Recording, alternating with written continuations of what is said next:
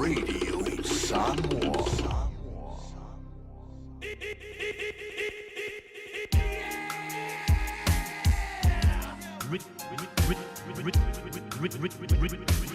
Remix. I gotta stay till I die. I gotta stay till I die.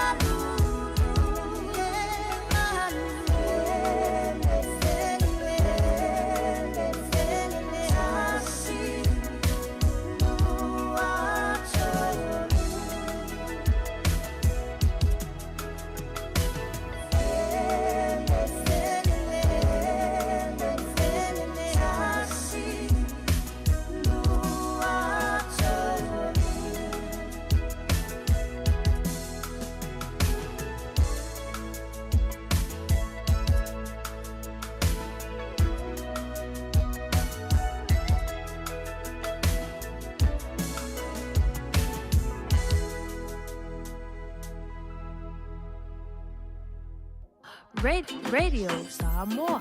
تسليمة إيفاتون Amo.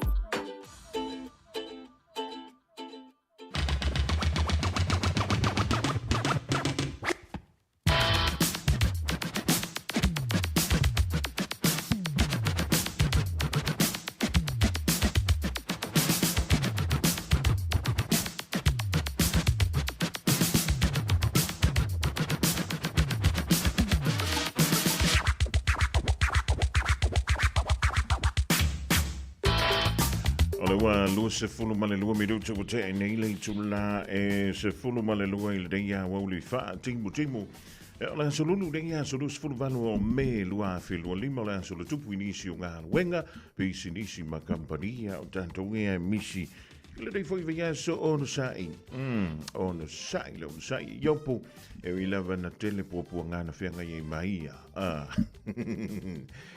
Jalavan to the Vangola Wolu Samoa Funganga, Emalau Tapo, England, Tonamonta Malawa for the Fringal Winger.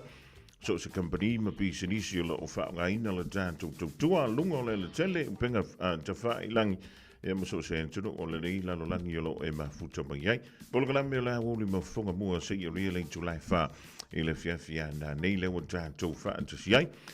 Tanyantu ile tofanya tia peri ile toma tang mailing to laiva si ile me foi stimule mawantu swinga mali ole tap ole fa pe mai wing ole tap ala me bitu sile in fa tai ile o malulu tele awa ana fa be matua I malulu ye we se fu to inga tala no foi tanto ile nei vai tau ya ma lo so fu maruia malelangi mama a fa foi yeni yo tanto tang ainga wo mai masani wa fea le malanga le mali male onti le dei vai tau nisi o pele loto manganga pe antulo na alfa ma fana ya te uto ya mu ye fo ye onti o ile li ya fai fo dai fanga ye manga sanga soltino te mama tina ma tua e mo so stasi la von tanto wa inga fai tete ya ole pepe si le fulu ile dei vai tau ve asun te nei de fai lo ma ye ele fo ele malo la no tonga pole antu kuki ya ola wa maua ya ila tole fa mai fo le tanki fever ia pole fever fu le lo pona ivi le fu ina fa lo mai le tanto wotono isa mo lo no winga e ta wole mo le me le fa yo le siaki fa i wa e fa no wantu tinga ia lo tino pe nga ngase ia e tuta na ya lo va ai le fo ma e silia le puipuia na i lo le tautonga fitia ia wa e poloka antoa ina ia mau fuafuanga pe afa pe o fenga i o manga senga se o tino Jalavan to ile dik vangola woli ona pa ia le tua e so se to vine la volo tala ina ilo na firingal ma lo le talo ma lo le on sai te mama tina ma tua ia o mai o to le dik vangola woli o mai o lua o mai oi ia o mai o ko ngai ko kele Talo si o lo mafana fana ia lo maunta po lo lao a fai foi le I toe sia tu se si lo maunta po lo lao ia fa ngal telefoni e vala au ye ia e fai tole ia fai foi dir ka ko mafkanga ko ku le fa penga fai fai ma si mai ia tanto foi la ia si fa le to ina po le lo matua e le fa penga lo su yo ke causa mi mo su bien pe o yengi api su po yo fa le si lo ma ku po skoi ia vai sei ai che armoi le nga fa vela li so suai ia vai le li po le ale matai ai le toi ina ma le lo matua ia nga o singa me ka wangi ai e le ofe ku foi che armo va ku sedi ma se la ukala ia le na mai ala tanga doanga I le wa li na fi po le fia na fi ma le fionga ia le lo ma yava mai na vai ala su yo le tanto wala leo I Samoa o tali ai ia le saunga po le malelenga lo ia ala malo le tanto malo e fa tu la foroina ia le fa anta peina le tanto pa le mene Samoa ina wa mai ia le fono tanga ia pele I mafaiona fa wa wina le pasi ia ina ma le faita wina o le talo o le tupe I to tonu o le pa le mene le taia o nafi ia antono na wa lausi la fia umai pa ia mana mano le tanto o tro ia le tulanga foi pe o ye le unga o le pa le mene le so nafi le fa anta pe ina ua faia ina ia ila tau na langolawina le faita wina Ia po le whao fiantu lea o le tula fono, e whaita wina i le tano le tupe. Ale malo, luafe lua lima, luafe luono. Sefulu ma le ono i le tolu, sefulu ma le whale pālota.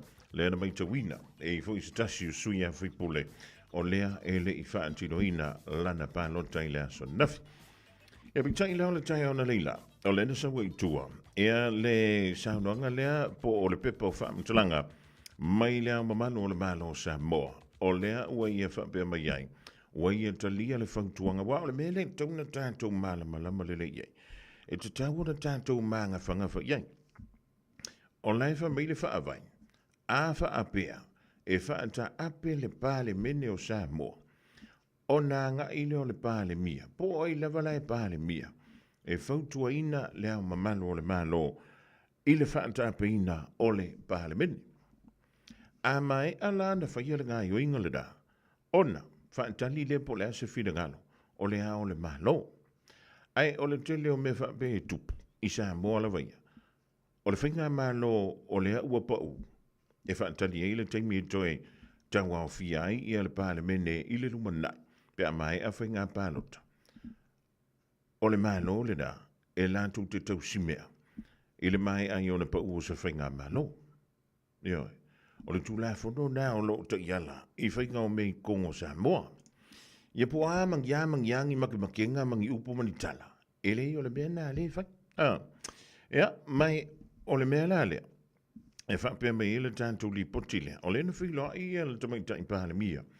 I le aso nafi i na ua mai alfon tanga al pāle mene ma whaanta apea i lo foi. E na whiloa i ei malea malo le malo. E a mao i nāla. O lea na tu ui nā tuai. Ia le whangtuanga le tamaita i pāle mia. E whaanta apea ia o mule ua longa tuai. Whaanta apea ia le pāle mene. Ia ma ina la le na tu antuai loa i le pule whaitalia le amalu le malo. Ia po le aso na whirangat. Le tai au la na leila. O le nau mai e loi tua. Ma le tātou pepana o whaamtalanga. O lo o whaapea mai ai. Ia ua aloa ia nei. Le whaanta apea ai. O le pāle mene o Samoa. Talu mai le aso ana nafi. E mana tua voila, o le na man tala noa i ana nafi. Ma le fionga i lalo li ianga le malamana au tanga vaia tipi au tanga vaia. Ai le ion tu le wha talanga lda. E le o manino maila, i to tonu o le whaalinga le na saini mai e le o malo le malo. Po o le ale umi. Awa o le na e whaafunga mai nei le awoti. E ese i le tula fono whainga palota. Ia ma le maula i tonu o le whaavai. O le tautunga o le tula fono whainga pālo ton tausanga lua a fes fulmareiva. O nai ai tu ton, le tautunga e whapea, e tatau o na ono masina. E wha lawi lo ai se pāti, e ma wha lawi lo ai, i a sui tau wā, e fia tāmu moe, i le whainga pālota. Ia o tono le whaavai, le whamele whaavai, e tolu masina, mai le aso e whaanta ape i le pāle mene, mo tatau o na whai le whainga pālota. Ia o le lan sauno marino i le fionga tamaita i pāle mie le aso nafi tonu le pāle mene o Samoa. O le awsiligia. Ia le whaam sinonga. Se i au ili. Ma se i au mai. Po le han tonu ale me taunu whai. Ia mana tuala. E lua to ai i. E pe ona whaam dino fu i le aso nafi. O le vaenga mua. O antantou lola pālota. A whi o le futua limas fulma lupa sene. Ia umtele i loa i tonu le whaavai po o le ale tūlanga o lo i. E whaapea mai au sia le fia pasene ia o te tau maono mea o na whai le whai ngā palo tau te le mai loa ui ala ngā mea. Si ka kokarango i existing. Ai a whai o i tū malo te tele ia na o tōru sul pasene leisi i tū malo tele a la futoa afa le lola palo ta a leisi i tū malo. O loro winga, mo mi sinting. Ia e mana ia vo le tala le na maua mai a nei le tai au ma nei le au. Alo whapea mai ia ngalmalman. E o antu lava i le po ana po. O le wana lofi antu le tōtele. E fia whaiala antu le stala mo le whainga pālota. O i tātou i nei antu e mabau. O lea e afo. O lea e tātou te mana malama. I le tūlanga fo i le e pe o ne iai. Ia le stala. E ke arua o e whailau le skala. Ia na fo i tala lai lo mauta po o lo lawa i tono New Zealand, Australia, Hawaii, Amerika po ngā whelau. O na fu i lafu ta ilo i le tau system lan tau i le whainga o tau pālota. Au i nei New Zealand. a fai wala tala ta mai palo ta foi e fa lo to I fale to tono pitonu local elections e ese mai le general election e avantu wai foi le pepa palo ta to e avantu wai malef city o sa o fa momonga o nai te no fai lo to antu si nai tasi ia pe ua ese foi le dan to antu si we so lantu yai tan wai to ngio ai ta laf ele se city va bena ole winga le tan o le tele nao mafua ngai linga msuia ia tantu tuantusi. Anyways, ia tantu toi fo ila ia I le toa. I le toa le toa I le mta upu I Samoa. Ia, o le lava o tangata le stala e whai aile, whai ngā whiriwhiringa fo ile le pēpālo taina sui te wā. Lua, ia, o le pākeki. Lus fulimpa sene le tono le tu la fono. Po le ala koe ngā pākeki le ni tamu whai e pāsia ma whai tawina. E lus fulimpa sene le la wha ngai e fuala lea, I le tolu masina. Ia e a wha pia e umantu le tolu masina, e le I whai ala wale whai ngā pālo tolo nui. E wa tangto e avantu se si sailing, e ve so soani ai, e le wha tinonga, o ngā luenga wha wau, ale malo. Ia o nei vaenga na molo si le fia le rei taimi le awuri. Ai, a kako karakoa loi mea ka ua campaign. Po o wha to sita. O whainga pālonta I le teimele rei Samoa. Le ai ma se siu tau fia le rāmea. Io, le ai ma se siu tau fia le amatalia o le wha tau sina a le tangata ua fia te moe I to tonu o lona I tu malo. Na paule mea pi to sili o na tau. E te tau ona e le stala I lano o se pāti. Io, e te tau ona e le sitala I lano o se vaenga wha abu whai. Ma o tonu o so se vaenga wha abu whai, e whia tau vai le pālo tai Samoa, e ta tau ona sili atu, ia pele I lalo ifo. O wane I lalo ifo le toa vanu o lantu sui, o le awha pele ona tau vai le whainga pālo ta, wha a tope. O le mena I tauna e si le fia ma unde ngalo ia tantu, o le pālo ta le wala o tu i Samoa, o le pālo ta wha a tope. O lo lumana I le tantu whainga pālo tele le tau sanga fo, ia ma tantu tele I lofo. Po le ale tūlanga o le ao tieng. Awa a umalapālo tonu tau sangani. Ia longa winga e koe o kwhuru kausanga fo. Pe an tanto wō lava ia lau le tūla fono. E umalapālo ta wha tope. I le tau sanga le reipa awhi le tau sangani. Ia unga koko I saungi fo I le pālo tele I le tau sanga fo. O le isi vaenga e aona tanto silafia. Mi se lava tanto ia lala I antudu o e mamau. Peo le I New Zealand Australia ma so se tudu lava I fafo mai o Samoa. Matatua, o lea ele I pāsia, teunga o le tūla fono o whainga pālota Samoa.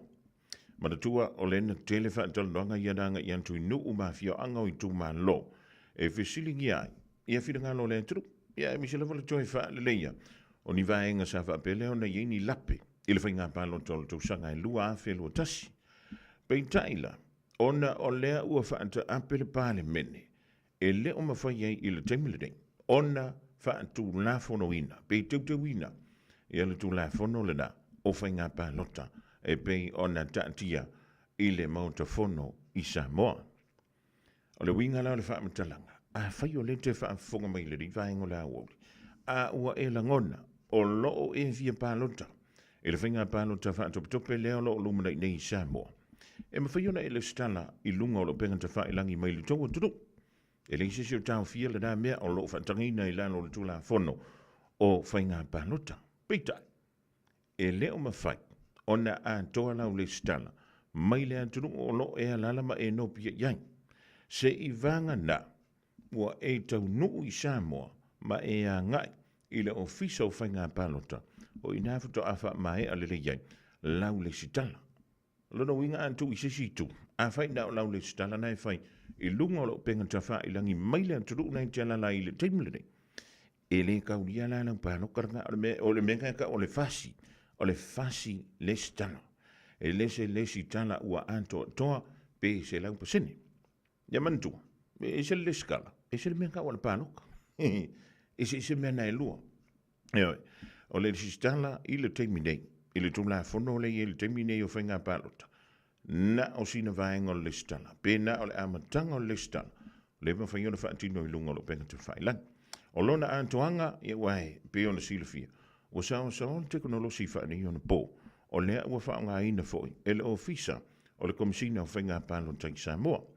O lea la ua mafuai, o na whaia isi vahenga whao popo, ina ia mauti noai, a whaia oe o ki kaka, lea ke sango mai o oe o ki kaka, ioe mai oi sasa e po sisi fo.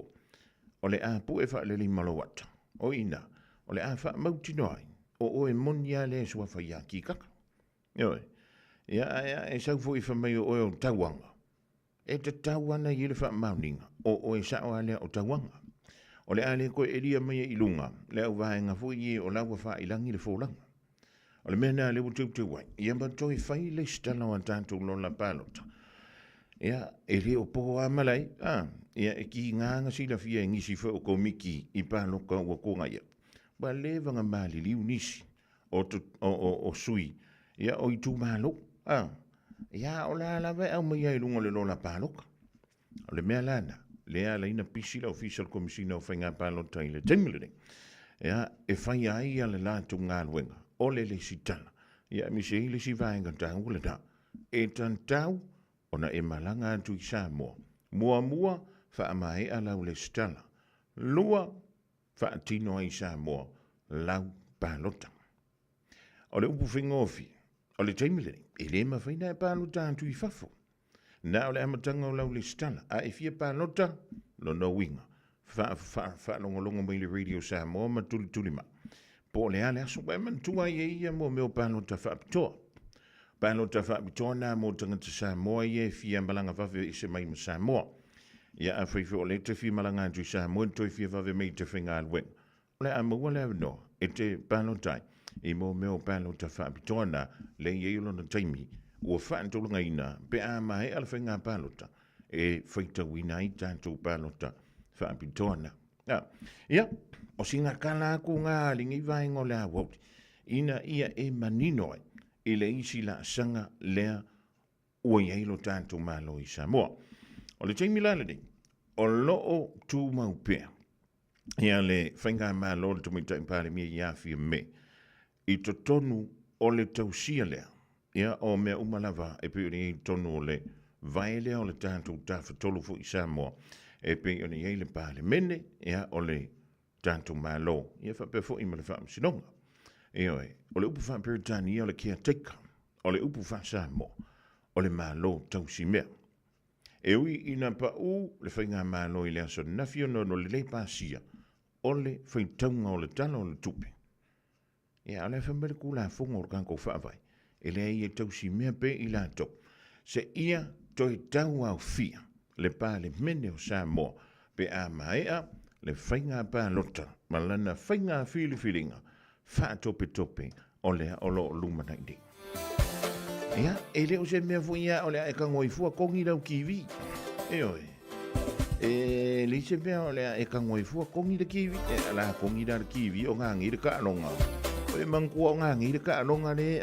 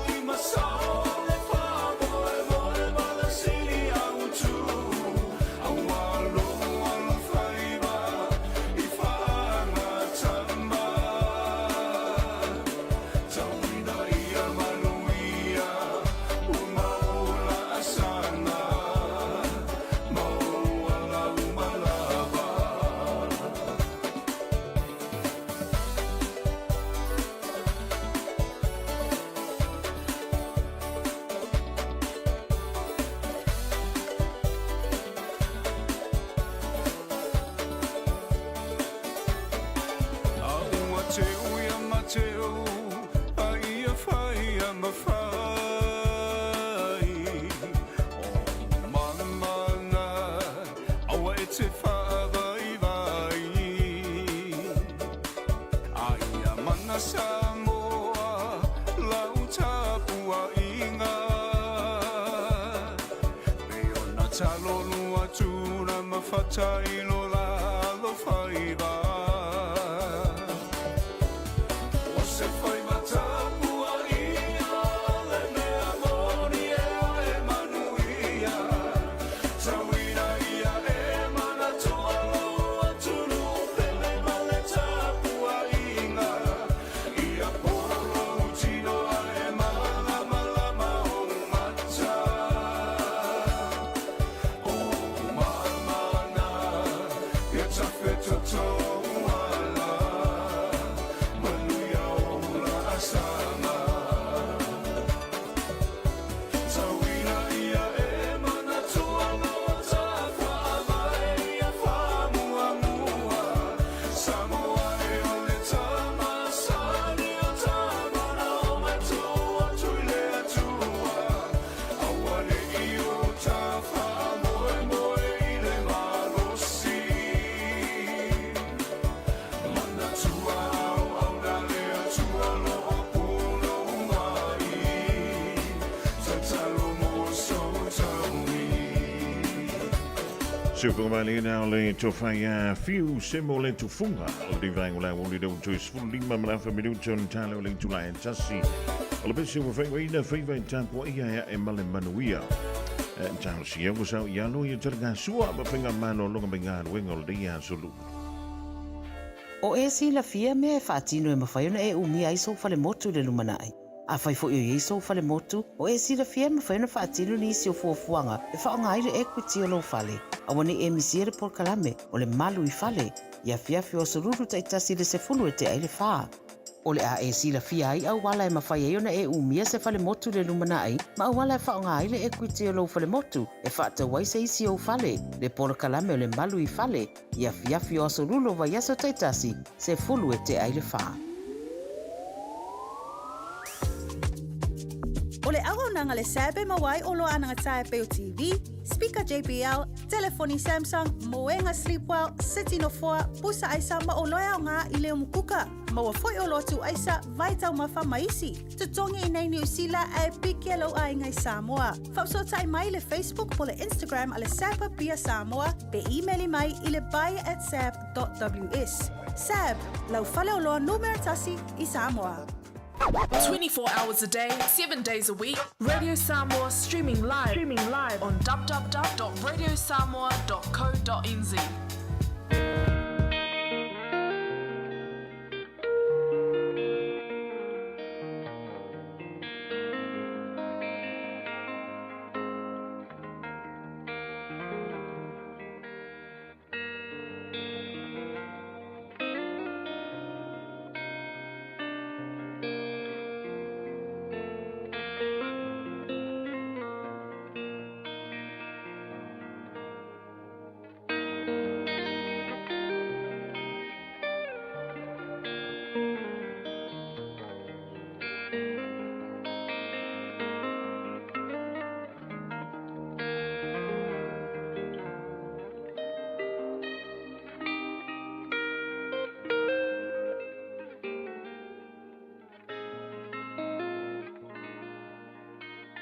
Lui tau mo le aso.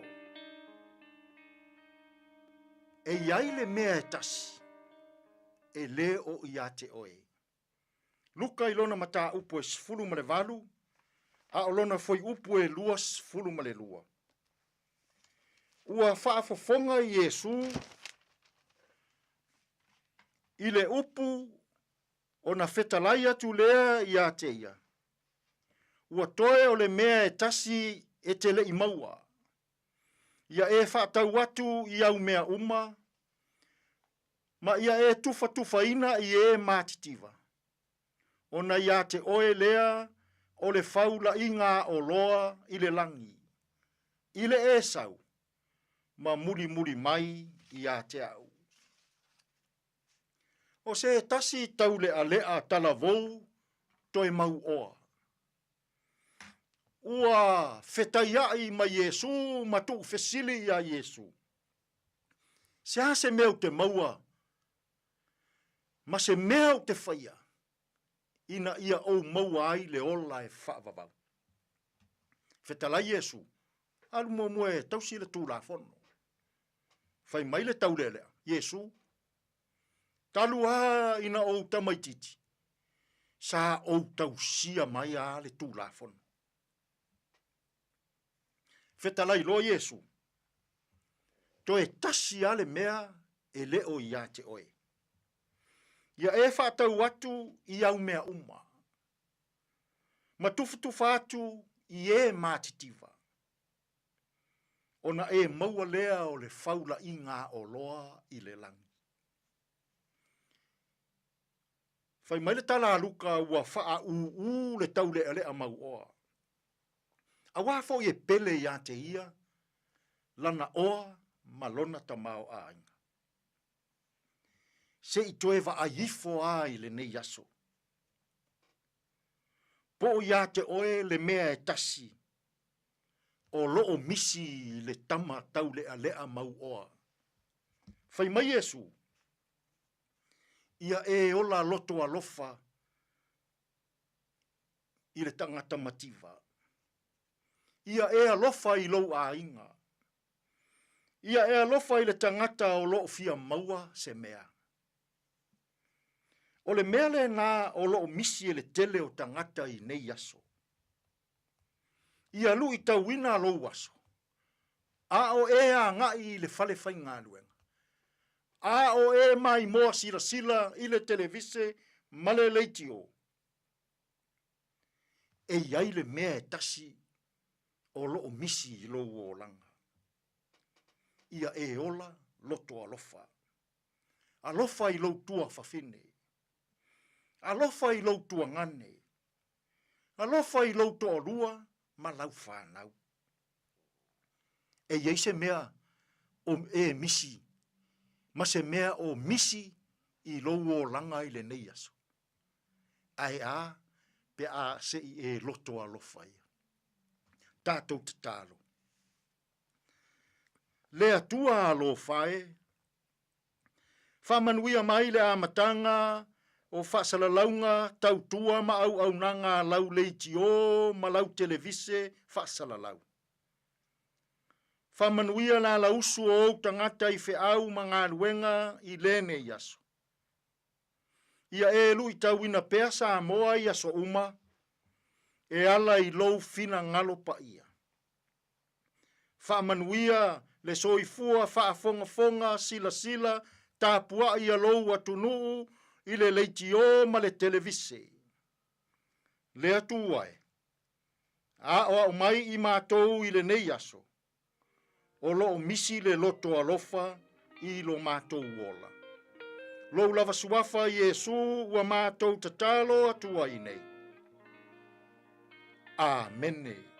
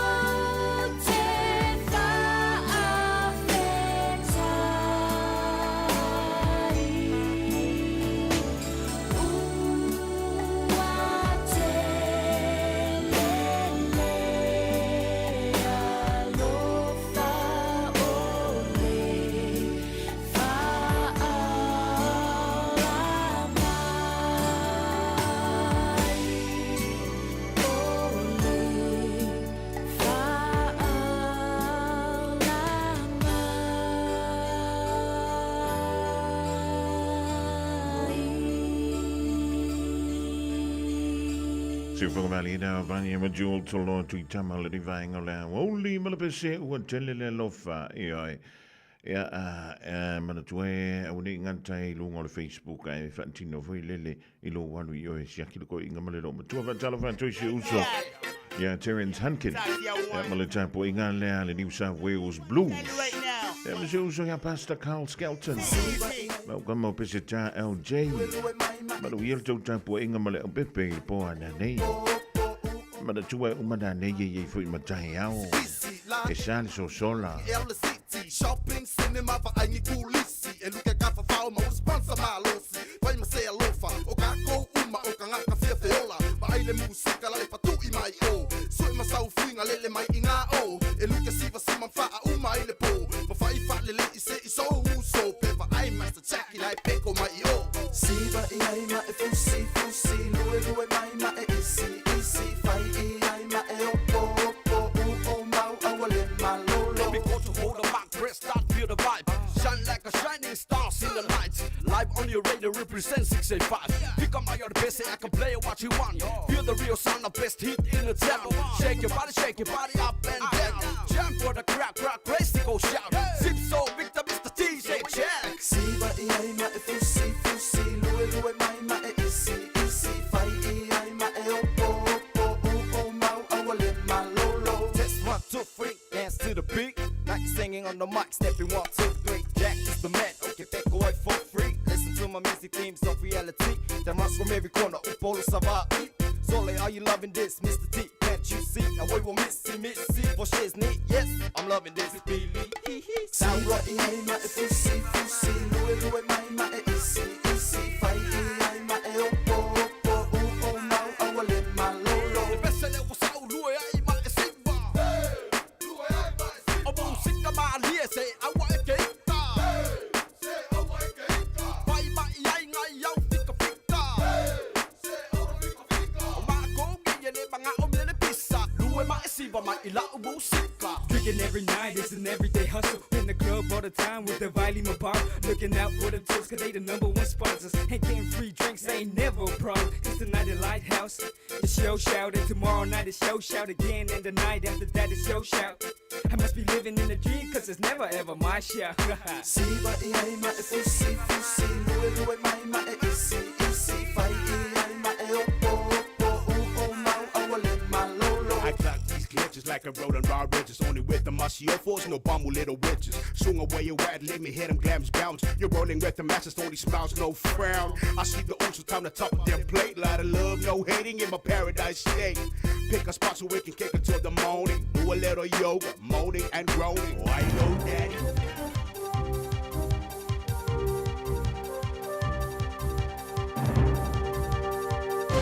Toi whaatalo whātu o se whaopoponga le nei o tātou tāla whau mo le nei tū la mai lau Radio Samoa. I tala o tomua, o le vai aso na te anei na tu i nātu waini o tātou reporti.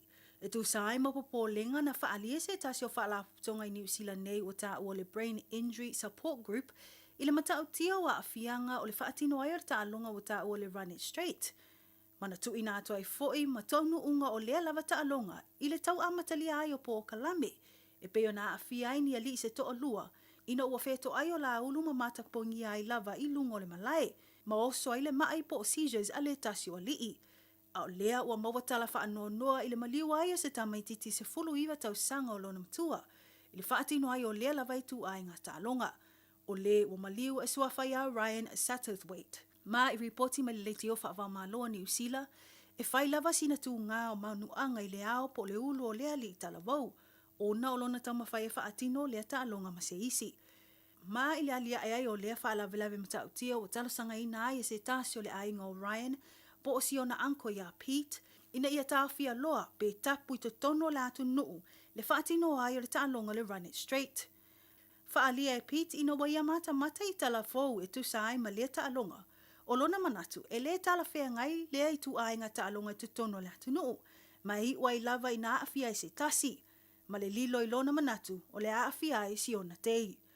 Ta ua fwe e Pete, ua mātele ina tatai mawhau o tamaiti matupulanga talavou i le nei vai tau, i mea olo o lātou wa ai i lungo i tū lau ma upenga ta whailangi le social media.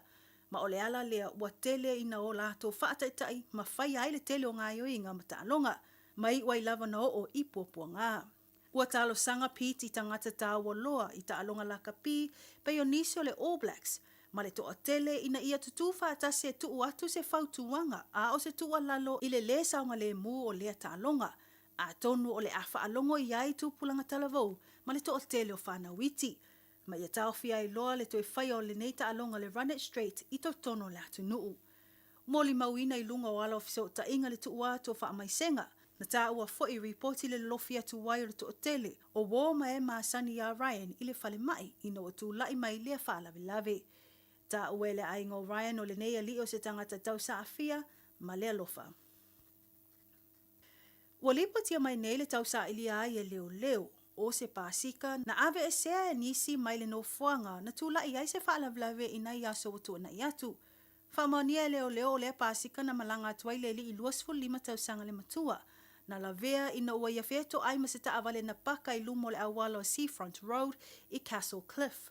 Mana maliwa i lava le na afia i le no fuanga na tula i mai ai le whaalavlave. O lea mta upu po le whaalavlave na tula i mai le mtanga o le neiva i aso le aso sa po le se 10 minute te ai le tula i whae le afiafi. Ma wai reporti o nisi e tia pasika fo ina ave se le pasika le umaliu. Ai le i o atu le soswani mua po first responders o le vaenga o le emergency services e tali atu i le whaalavlave i le afiafi. Ma ua talasanga inai le leo le mamalu lautele o le whaitu o Castle Cliff, Mosef soswani ini whaamtalanga i tu sai mai na ave se le pasika.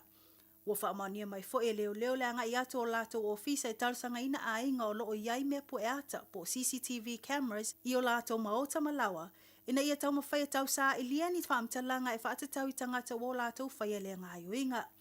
Ua whautu eina fo ile mamalu lau tele o lea whaitu ina ia vave whaafsota i atu lo lato o ofisa i le numera 5 pe awa mauti noni whaamtalanga e whaatatau i e na ave sea le pasika. Inisio tala, i le whaawa wai pea o le tuina mai o ta arusanga mo le sitiseni New Zealand, a i lātou na soifua mai le aso suma e tolu o mere tau sanga ta siva lua whaanga i le aso mua Januari tau sanga ta siva whaiva i to tono o Samoa. O leo wha maonia ta wala mai se reporti lata mai le ofisa le New Zealand Internal Affairs.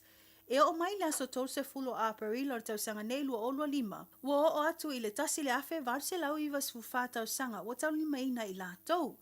Mai lea numero o tau sanga e afe ono se lau ono sifulu ono tau sanga ua wha manu ye ina. Se fulu tasi e le imanuia po o wato e wha aui i tua. Ma le lua se lau se fulu fito tau sanga o lo wha atino i ai ilo ilonga. Ua wha mawina fo i le tu wha atasia ai e se wha alaputonga ua ta ua le wha liu le la support group. O lo wha maopopo e le Asa Foundation. Ma le naunau ta inga e fisoswani atu i a inga matua a ua wha manu ye ina i le sitiseni New Zealand. I whaamtalanga i winga i whaamanuyanga maanga waa, ai lātou ua mae au na whaatino ai o lātou tarsanga ma ua manuia. Whaalia foi o le a whaatino se whaatasinga, a le whaaraputonga le whaaliu le la support group, i le asunga fua, fito Iulai mai le itu lai se fulu le tāre au anga i le tasi le awa uli. Mō tua a ua manuia le sitiseni o loo a lalam papa au i au kilani nei, tala noa eina whaasoa ai vaenga uma e anga va ai lātou, mai lea whaamanuyanga. O le a whaia lea whaatasinga i le Manurewa Sports Centre. Ma i tala mulimule lea toi mamau na maua leo le awano o tangata New Zealand. E sila ma mai mo ai se ata tifanga. O se ata na tu whaatasia e manatu ai a whianga.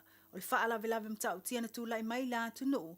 I le whaitu e eli ai minerale o le koale po o le coal mine i le Pike River. O lea whaalawelawe na tu lai mai la so luas fuluiva o Novema o le tausanga lua o tasi o. Na mali liwai le to aluas fuluiva o alii na ngā lulu e ai. Ina ua pāle no whanga po se explosion i lea whaitu o le Pike River. Whaamauina ai fo le whaalia ai o ngā luenga whita na whaatino eni tamaitai se to lua. O ni au ai ngā nisio alii na mali liwi le whaalewlawe. O le ngā luenga whaatino ai a tamaitai e suafa ia Anna Osborne ma Sonia Rockhouse na o la tutu maa lo se whi na wina le la tautangi whaasanga le company. Ono tūlanga pangati o ainga talu ai le whaalawlawe ua maumau ai soifua li e luas fumaleiva. Ta ua le li whaatono le tu whaatasinga o le atatifanga po le director, lona nganga whaatanga e tia, ma lona fiafianga o le amaua e tangata anu New Zealand, le awa noa e sila mai moa ai le ata, mai loa ai vaenga uma na whea ngai ma neita maitai, ai maise nai ainga le terminalia e mai ele mata upu le tausanga lua afe ma le sefulu. Whaamawina na pue le ata tifanga i Greymouth ma nisi o vaenga o Wellingtone. Ta ua o le aamata whaalia le ata i le Sydney Film Festival le aso fito Iuni o na whaia leo se whaalinga tele po le premiere i Greymouth i le aso tolse fulo o Kitopa. Ma ua foi o le ato a tele ainga o e na maali liu i lea whaalavlave e mai moeina le ata tifanga. O tātou telefona mo le nei tū la whaaftai whaafonga mai, tau whaasefua. Radio Samoa, tasili mai batolu. Amo. Radio Samoa, tasili mai batolu. Amo.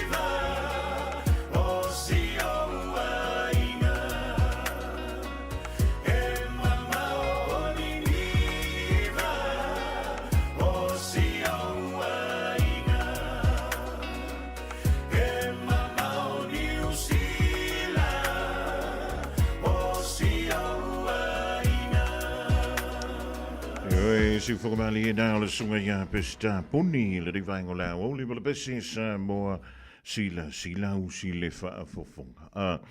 Mo le antalanga u wha tai le whionga ia le ulua i li i ai shahu tumo tātou talafo e pere wha fonga atu iei i li tu lai tasi la o le rengo la mwhio na toe au atu ia wala walau si le fia i li tu lai lua pe tātou o li e le lofa e malanga leo le tua wha manu manu mai lava winga o le tau o le meta ua o le elek palasi mai ni a timunga i nei au ki lani saute po manu kau nei.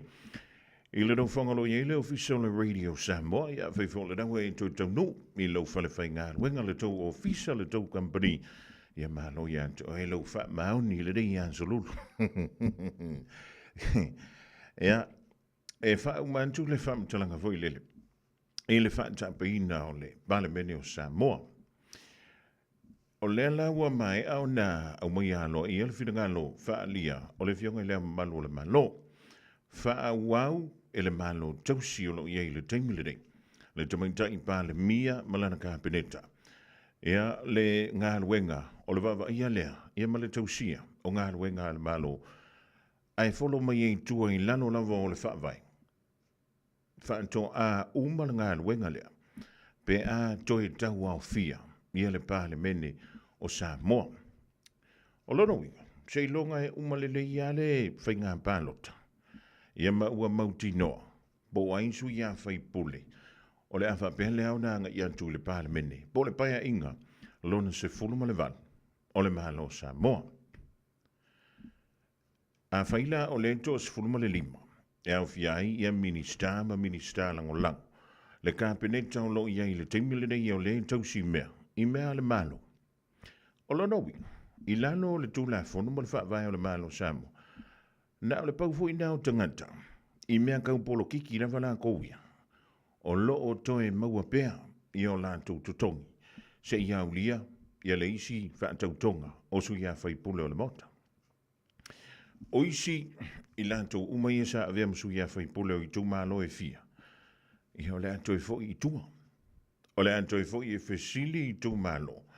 I lano o le tanga vai o ala tu vaenga wha upu whai. Ia po le ase whiragano le tū malo. E leo le mea ea ngā lea kako ke pese i le aso me le aso. E ta tau o na au mai whiragano le tū malo. E le mea ngā leo kako o ngi. E ona nei whata i aisis. Ioe, awa e ke i o longo winga. E te le i muli ta i meolo tupu tono le tātou tru mai lava i le whainga pālota. O le tausanga e lua fe lus fuma ta se i au o mai. I le lua fe lus fulu ma le lima. O le lea i e se talo le tupe e pāsia i ema whaitawina i lea son nafi.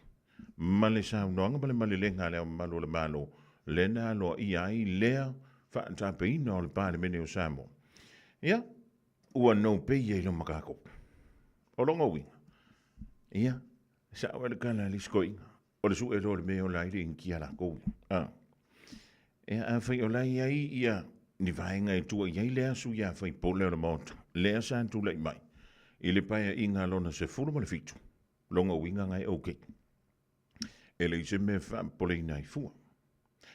Ai a whai o le na wha moe i le pau whalawa i le tofinga lea o le sui o le tūmalo. O lo no winga, ia? Wa tauna i se fuafuanga i temile ni. E wha tali ai, po le ali stulanga. Ia o lea o ti i le tātou whainga pālota. Wha tope o lo lumrai nei. O le vaenga tauna manino le wha funga anga le tunu. E le o iei se taimi, o lo wha tūlanga mai ei. E ta tauai, o na wha tinoina le whainga pālota wha tope i le taimi nei. O lo o sauni ia le malo tausime. E tu inantu le mata upu. E pe ona sauno i ele tu mikta i pāle mi ele son nafi. Ia le se singa leo o le mau o le wha vai. Ia ma le mau leo lo tu ina mai. I to tonu o tu la fono o whainga pālo tai Samoa. Tau tau ngā lua awhes funmaliva o tu la fono o le whainga pālo tai Samoa. E te tau ono masina. Tu inantu lea ia i sui tau vā. Ia antoa i fo. Ma vaenga wha upu whai, o lea i fia tauwa i to tonu o le whainga pālo tala malo Samoa. A o loo whai meile wha vai. Ta ampelo le pāle mene, mai le aso e aloa i ai, e te tau ona tolu masina, ua whaile whai ngā palota. O lono wingala, si kaku whakarikat. Ewe, e tātou whaatali tali, o le ua umala vaenga mua, o le vaenga mua, o le pasia o le talo le tupe. Langolango ina, e le itua ngai, masu ia whai pule, o le whaatutue le tua Samoa o tasi le aso nafi. E le alawa, ta ape tua, wa alu lava le sui a whai pule ia po le sui foi. O lea o le a wha o rioli, ta moe, i le ta moenga po le sa ilinga o nisi a sui whai pule fo. O le tātou pāle mene, i le taimi, e whapele o na whai ai le tātou pālota, wha tope tope. Ia, o tele mai no ia, o wa a wha mai nei le wha msironga, e le ia kaunga kausisi le kolo masinga. Ia o le whapea mai le tula whono leo le whai ngā pālota le na teuteuina. E kakaunga o ngō masinga. Ia wai, o le vuina ta ua le son nafi. O le fōlinga mai, e iei le pāti, o le whapea leo na teita ia le tamai tai pāle mia. Mai a tonu iei se te, ia o na wha la wilo mai fo ila ia le. Ia, a au na fomo mafofo iei pāti, i to tonu le pāle mene o Samoa i tausanga uma vai. O le sa iei talwai nei lewa le pāti, o le tautua. Tautua pāti. Ia, sa iei fo i le SNDP. Ia, wangalo ia uisi pāti ia sa iei. I tono le tātou pāle mene o Samoa. A se tātou whakatani la. Ia, po o le ale ngō le pāti. A o ai fo i ni sui whakatutu. Po ni sui tāmo moe. O lea o le a ngai mai. I lalo o le whaamanu lea. Ia po le teita inga, al te moi tai pāle mia. E peo na iei i le taimidei. Ia, o le isi fo i vaenga. Mada tua ua maa losi le tū la fono. A o mafofo wantu le pano to le lua awhilua tasi. Te leo sui na toi pā u. I le mea lava le mada tū la fono. O le wha tō sina i teimi o whainga palota. Ia le vula wauto nofo mo mafofo. Pe fia fo. Ia ni sui tau va. O le a toi pā u pe a uma le whainga palota wha tope tope. Leo sa unia tu de iai le tātou tunu. Ia tailo iai, po a iai ngā uma o le tū la fono. Ai o lai whai mai, o le whaatō sina. E au fi ailau avatua lea o se au nanga po e tu inantu se au nanga. Po o se leni. I so se tangata. E whaatō sina mai iai. Pe au mai iai lana pālota. Ia te oi. Ia, aga kokarangoa iai me whapenga. A tu mai e tunu nei fafu. Ia le waka ko mana malama le leia, o le kula fungo o le kula fungo. Ai a waku i leia ka ko i Samoa. Ia whamise o le nga sau, o si okei. O si okei le nga sau su me songa pāsisi ia kia, ia o le kupeanga iei kongo la ukanga. Ia o le kupeanga le nga waku e whailonga pāsisi. Ia, waka le ilo po le alisao. Waka le ilo po le alisao le da mea. E o mara tua o an tātou tū ma an tātou wanga. O lea ua tū i tutonu. O le kako whaavai. Ia an tonu o lea fui e manga whangawha i sui tāmo mo e ma sui tau wha. O le whinga pālo ta wha tope lea o lo manai nei. Ia, mau te ilofo. I le sawa o te konolosi wha ne iona pōle o i Samoa. O te whai atu ailonga i se me lipi. I tātou tangata. E le nganta i komiti. A sui wha atu tū. Ia e whapea fo i isi tangata, o lo o lātou tau wha. Eoi, e wa o le mele talu mai la wale tau sanga e lua whilua tasi. Ai longa ua iei se aso, ua misi iei se wha msinonga sole. E se i whangana aile vai te mile o aso fia. Ia le tau maua isi na koma, ale ofisa wha msinonga. Ai au te whai atu lau tala. Ia le wantoi, tu ese nei e wha msinonga whanuma suafa. Ia male, whaamsinonga i o mta upu whala wei tele. Ai whiwhi e fwoi pe a uma kura whainga pālo ka le rumangai. Pe fia fwoi ni sui. O le a tautou nei le vai aso nei. Ia e tū le whaamsinonga le vai aso fo.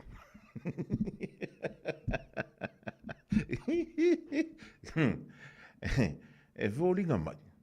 A fia kelengi au kuper keminga ima e fia ngai sa moa e te ngalue ima e au mauai. o le ave lo lau whaano ia. E wau te whai an tō le mele wai, na le wai fua, kako wō le whamsingonga, kako wō le whamsingonga. Ea, a whi ngā wai leo lo ia. Ai ngofo kako ia anga makapu. Ia whamma loan tui fo i le wasenga o whamsino. E le nganta i leo lo ia uma, o lo fina wina mata upu, i to tonu o whamsinonga. E wai, o le tele o le ting, e tanto te whampe, o la maua makua mo i mwhamang. Ai a watu tonu o le whamsinonga, ai vai pe pālau lo ia. O lo ngoi, ia peke mo ia pēa, e o ngofo ia inga na makaupu, o ngā ngai vai pe pālau lo ia. Ele o lava mau, e lango inai. Ia pe ua whaale kongu foi, ia se kali e se moli mau, o le awinatu, e lango ina, sau mataupu. Ioi, o ka ronga le bea? E le whape foi le whaingi o kana ngonga. Ia pe whai le ama. Ioi, o le whina o le lo i o lo tumo oi lau mataupu. E mawai le mentau o le manu malo. Ia malakoe apili. O le menga e kaunga kako malama mau tātou manga whangawa iai. E le whaia ngiau la ngonga, mangiau feeling. E whai le mālosi o le whina, e ma le mālosi o le mori pā. E ko kongo o le poku whamasi. Lango mau mai tia sa. Taimi osia mani, ma peretania. Loma e maesa ili malo. Samoa ia sa oloto tamasese ua malingi loto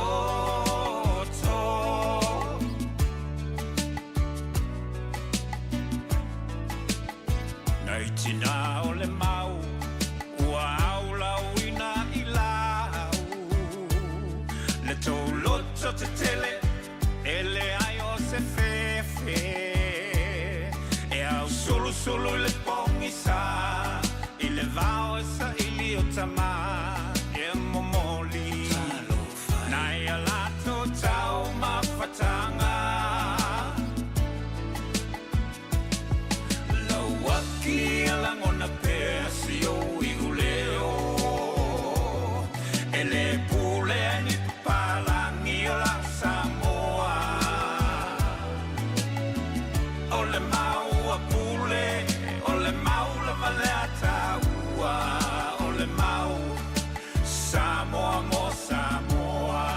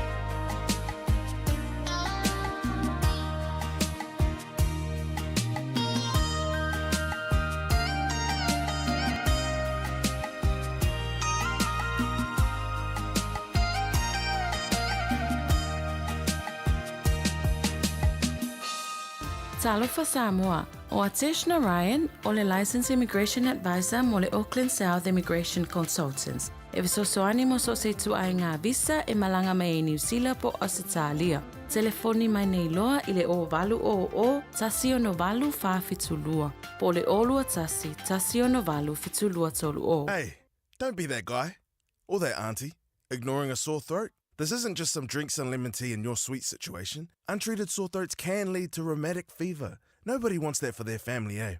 Go get your Pepe's sore throats checked at your GP, school nurse or pharmacy. It's quick, easy, and most importantly, free. So come on, whānau. This summer, take care of your tamariki. Get it checked and get it treated. For more info, hit us up on socials at Stop Sore Throats or visit stopsorethroats.nz. Oceania Career Academy, Sauni! Kako hoi, kaule kaua! He whai ana whai! Wāste lumaga I maguia! A whaia sa ili se la asanga whau moe, a waloe te no whai, o le OCA e au tawina ai o e imtata e sese. Maua visenga whau fale, vali fale, palasa, male soifua maloloina. O le nei avanoa e anga wa ai tangata no wha mau masiti seni New Zealand o loo halala I au kilani. Le sitala nei loa I le OCA, I le go.oca.nz/apply, po le vili mai I le o varselau ono lua lua valo fitu tasi. O varselau ono lua lua valo fitu tasi. Tasilima I Watolu Amo. Radio Samoa. Bread of life sent down from glory. Many things you were on earth, a holy king, a carpenter, but you are the living word. Say it now. Come on.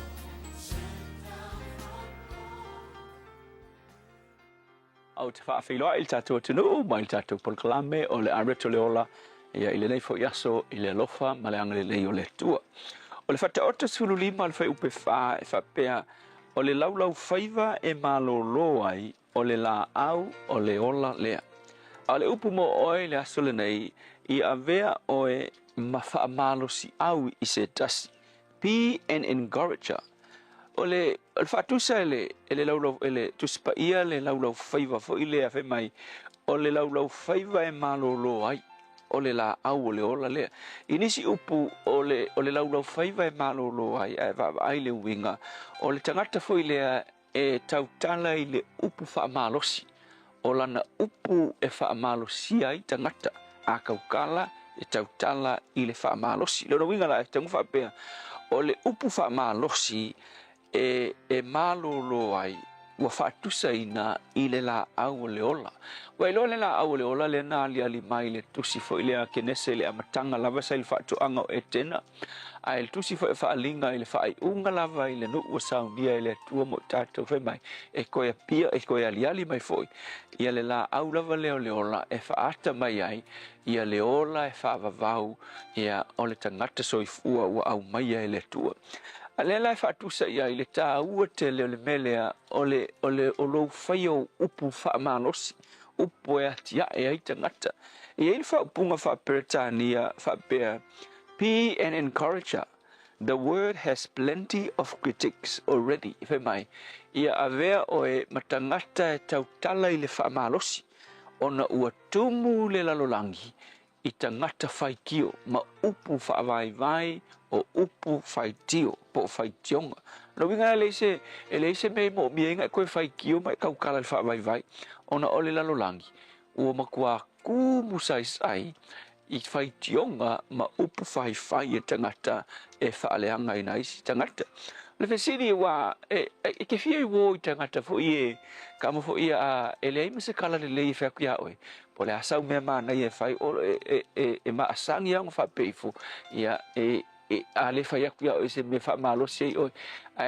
Po le ase mai se me ke whaia, ia singa me ka unga whaia e negative, pe se point fo I le e le maanga ia I langa wa ai po langa whaalongo. Ia ke le fia wola tangata whapena, tangata foi pawal mesa ili ai, o le vaai o se mea leanga I lo wolanga, po se mea le mangai ke whaia. Ai leka ke tautala I se mea le lei e te whaia. Ia, o ala tu inga tangata te mana o ke mafukai, tangata tautala ki te oe le negative, po tangata tautala tu te oe I le positive. E isi tangata whangar ki nganga mai sau me whai, ia se pointe manga oa e whaailoa mai se mea leanga mai, ia manga ia lau melenga whai o le mele wale le ai, o le mele pinga o mea fui le mana ia va ai ai se ava ai I se mea mana ia. A ke lo le langi nei, o le kele I o tangata whapena, tangata tautala e le negative, ai se asa o na tautala I se upu e atia e nai se tangata. Ia whate ta inga foi la I le ulangona mana ia foi wa whaiake se kala manga ia e pe komengi aku se mea mana ia te whai e vi ia I le tua e ke langona ina le wha malo si au o whaafitai atua ia te utou umalawa o lo au mai autou whi autustusia e le tatou por kalamele nei o le arecto le ola ia so taitasi ki lo le menga ki whai e pe ki kango aku si mai singa comment foi le ilalo ia au mai le whaafitai e le upo le tua e ki whaalongo aku kua whaamalo sia oe e whai pea le nganuenga ua vala awai oe e le tua le fo e momoli koe whaafitai ia te outou umalawa pa anga a le polkalame o le areto le ola ia olo whapeo na meli mai ia ma whaafitai mai I le tatou polkalame e loa ai ia olo o iai le au ngā mo outou olo whaalongo ma mai moa. So you know le tua o ia o le tangata whaamalo si au. Ai ai le tala foi lea ia Iosua ina ua whaavai Iosua ona o le mea foi le woti mose whaavai ona o le ngaluenga tele le awhea ngai mai ia ai whai mai le tua ia Iosua o te lei whai atu fo ia te oe e te whaamalosi ma e loto tele kei mi kau whaavai ai a fio mai le tua I lona nganga whaamalosi au ia Iosua so le upula mo oe le asul ngei o le ale tua inga tangata iai oe o vea oe ma tangata whaamalosi au I se tasi po a vea oe pau ale mea o lova ai se mea maua I se whai tionga ia o le upu mo oe le asul nei ia a vea oe ma whaamalosi au I se tasi le tua whaafitai saunia I mātou ma nisi ma whai o na mātou whaamalosi au I nisi ia ina ia whaatupula ia le fia ia te oe ma le fia I mea le lei o lo lātou whaia ia vi ia o Yesu. Amen.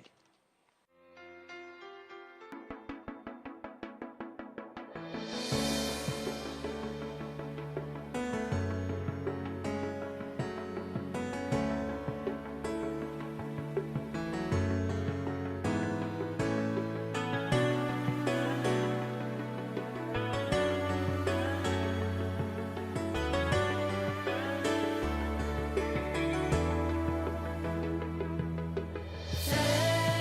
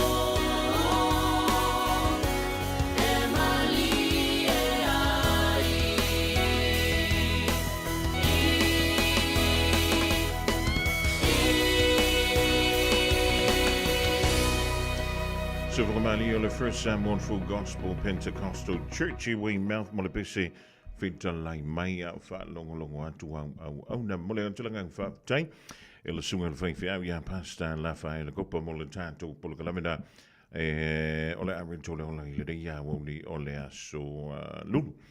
O le wa fia, to is fulu mo le fitu minuto n tala o le intula e lua ia ta fulu lua datu se wha puponga o tala I whaifurua le ngana Samoa. Ia e la unga ina ma e tau talatu se upu e ola I se nganga. Ewe, ai tu una tala e makua ma sofa I ma male pelepe ia nganga. O loto ma mafau tangata. Whinga o fie, a e tau talatu I upu le ola e mawai le faa. Ioi, e mawai le faa ma losi au. Ia ilantou o tau faa vai. E matule ia tu ilunga ilantou o tau pa uantu. E le lua. E wa upu fai ma upu fu e afo. E fa manu ai loto ma fina ngalo tangata. E ona mea ko ngā lea le ngā kupurka ko vesi. E ile fasi foi tau e fa pea. E manaia le ola fina. A o foi la ina fina. Ia e fina I lunga o le mata upu. Aua e ke kango e fa finga winga. Oi, male maka upu. A ia e finau e lunga ole mata upu. O le mena e tau o le healthy debate I le wha Peritania. Ia po wha finaunga e le lei maonga. Ona o le tantu te talanoa I me tau o mata upu. E le anse se senga matula fono mei o talonga. Eoi, e ki pa ilo le maka o le skama ka alo po le skingi ka alo ua wha sala oi. E maua lunga ro lau po e kusa pele pa umarga kala yanki oi. E wha sala lava oi. E wha pena le mele e tau o le whidanga. O le wha alinga o mafau whanga. Ai pangalea, ua tele na wha ali mai e matu maanga e le tala whiangai. I en tātou wha whidanga o lo whai e le tele waso. Ioi, o le mena le ua mai tawina. Ua au mai e iluma mea sa kangu ilano le pala. Ma au mai I lunga matu maanga fo I wha peka I kawa lewa ngā. Le koe karangoa I ngisi ngā koe ngā winga pa a wha pena. Ona, ua le lava upu e wha fina wina I se mata upu. Io. O le mea nā le ua tupu le vai taimilari. Le an se senga marakama fusu fo I le ngā lea ngā orima. Ko no le vai kua ai pe kaua ko se pe ala. Ai aga ko finga wai lunga le mata upu. So le se te whai atu ai e tele ni a tātou melele. Tātou te mawai. O le whantaita inga lela ua wakua manguele au inantu tātou whaalinga. A whaapea. O lela whai mai se tala sisi. E ma whai o na leto e whao ngā hinda peni sini e utu e ta vale a lela tātou wha mo I le vai. E mana tuana, e lua I tu o le tupe lela tātou whina wai. O ila tau e whamai, o I e le ma whai ngā halu ka avane, pe a whapea ngā o le vai. A iei fu ili si tu e whamai, o le anga ina I luma o le soifua o tātou. O le a kako ue a maile vai I uku e kako ka avane. E anga whai lole o le whina wai. A maile mau a sisifo, a maile mau a sasai. Ko ngā maku, whinau I le mata upu. Ai leise mena ka kopa I mai ka kopa I ki ngoi fua. O le mena le ua masofai le telo ai ngai le vaitaule ni. Ona ua o I le mena I tau. Ua loke ai fua ma le mamanu o le tangata. A ua le karangoa le maka upuna ea le inga kako. Kako whingau. O le upu whantaua. O le whinau. Oi. O lo ngā winga a vai vai lau whina. A ua ke alu ke whingau. A mai ka ika lau whingau. Ingu au whala au mai mano lole. A wawena I te se upu mastala whea to stanganta. E le tala whea ngai ma saulangona. O longa winga makwari hao ngā oi me ka ua whina unga. Ewe. Awana me ngare kupo ngiri ka kou pisa. O whini a inga e o mal temine. Wale to tala noa leisi leisi. Ua fia ni mafutanga. Ua male pe lepe. Kalu ai ia whinaunga o lo whaile temile. O lo winga. Toi ti manta le upenga. Toi fono le upenga. Awa le ufanta apel pan mindi. E whape I le tanto wanga I antuluma. E o mai alu a whilu o whai arangi. Ngā leua ngea kau ai mai maa. Ioi. Ai leo la ngā koe langa mai lunga. Mea wale waka pāsi i kua. Ia pia au mai lunga ki mea e reo iai ni wha mao ni. A vai le whina. Aua. Ai reo whai hako whaila ma saukana. A mea. E ke aru ke whinga u vale pe ke whinga woki. Kusa lava pe ke se. O ile hai. O le mea ngā ka ora wha avadvarea i ngā maa fia. E whaia kua o ngai sie ai whaia. Whinau i lunga o le mata upu. Au maila u mau. Au maile mau a o. E anga whaile a po ai. E maa losi lana whinau. E ese maila. Mai le mea ngā ka ora whinga u vale. Ia mai le mea ka ora whinga u wha avadvarea. Ai a whai. O lea ua maua sina taimi. A mea le toi fono ai mafutanga i tono tātou ainga. E le ngantai ainga i le vāo le uso i le uso. O le uso i le tua whawhine. Ia po le tua nganeanga i le tua whawhine. Ai an tātou ainga poto. O hawhia ea. E koe wha le ia i le vālea. A le ka ke pese mea le li ie lo wha mai maa koke uska i lau whirangana. A o hawhia ea ka koke koe wha le ia. Whinau ile manta upu. Ai awul no kea fua kangaka. Ku pera kangaka i e whai rongo fia. Eoi, awa e haru rongo fia. E iei fora kei me whangongo ai. Iang koe fia fui la i ele. Ai whinau i lunga ole manta upu. Ale na vau mau. Ia, whaisina au mano longa. Whaisina au koma. Ia mamana tua. Whaima fualo koko mawaru. Fualo koko, fualo suka. Ia mawaipo wa kongi ka koe karafu. Malo soy fua. Ol si fufonga Samoa, Radio Samoa, tasilima iwatolu amo. Se kia Radio Samoa. Ole wa toi sfulumiru ton tala o le tulai lua nisi leo tātou wha linga ma wha salalanga. Fa silsilanga o le tonu mai le tātou official le fo i vahenga le aso e wala le longo pui li o le tātou tru. O to te poli o le ai maua le taimi tātou te tala noa. E maka ko fi ngau i lunga o kako mafu fonga. Po e manu malo le tā longo mua. O le tāmu sanga o le state of origin i le po anani. Ya, le da. Le o le fa silsilanga e Tamua tuia tātou whaalinga. E pēla vada masiria i le tātou whaalinga lea o le tusi o le vāu filifili ma le tusi o le songa. A wari ngalo saulo minga o le tusi o le vāu filifili ma le tusi o le songa e maua i ei whaalupenga o Samoa i sifo tutuila mamanua o nisi o talatu o Samoa o le ngā upu o le matafa i o le matangi le whainga o whaalavelave e pei o wha i puiponga ma liu le o siusinga o ainga ve sila whainga o Paulo o si i whaaloalo whaalangingo e ka le sia. Ja, pe foi ja. E le era ngo akora wari e fa meu fuala o ngungu. Yo e ave fuala o skoi ingo tito va me moli.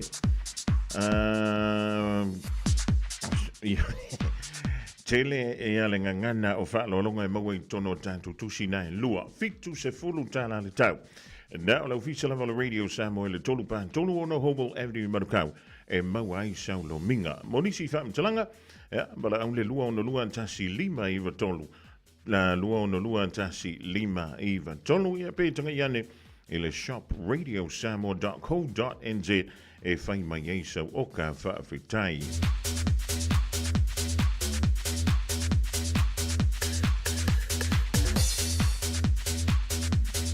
Ole isi tātou whaalinga whaasisilanga mo le whianga o sampu naua i whale a lili.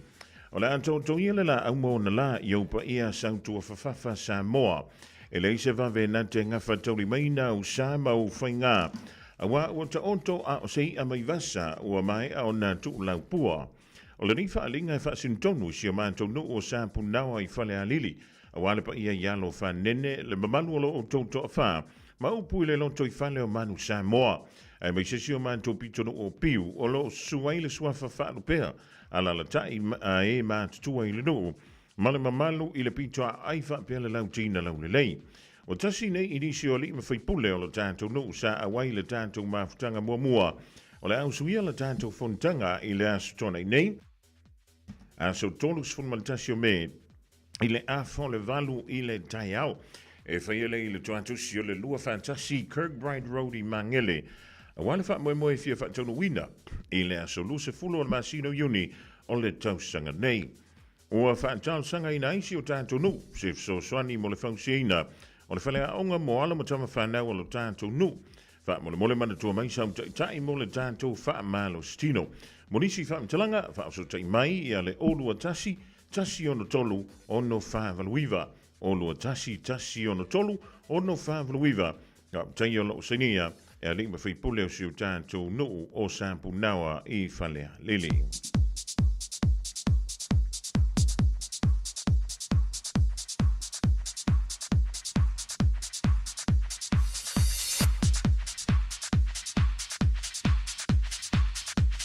O le sia tātou whaalinga leo tonu mai mafutanga alo matama whanau o le whioanga o whangawhau. Mafutanga alo matama whanau o whangawhau i Aotearoa i New Zealand. O le anto e whaatonu wina la tātou mafutanga i le stona i nei a so tolu se fulo me. I le tulai se fulu lua i le awauli se i toe whaamutu ai fuafuanga ua uma o na talanoina. A wale whaamoe siu tātou nuku ma le kalesia i Samoa. O le wala awa tuailo o tau pa ia malo o tau malu tātou whilo iai i le aso o tā ua i lunga. O ai fui se tama whanau a whangawhau e maua mai le dei wha asalalanga a fio mai maliu mai tātou mafuta i le aso. Tau tua nā i ale tātou taimi e whai e le tuantusi o le tasi lua tolu Royal Road i Messi au Kilani Sifo. E morisi whaamtalanga whaamsota iane i ale o lua tasi o valuono lua tolu tolu lima lua. O lua tasi o valuono lua tolu tolu lima lua po le onua lua tasi valufitu tolu lima valu tasi. O lua tasi valufitu tolu lima valu tasi vautai o lo senia e le laulau o le maftanga alo matama whanau le whianga o whangawhau i ni usila nei.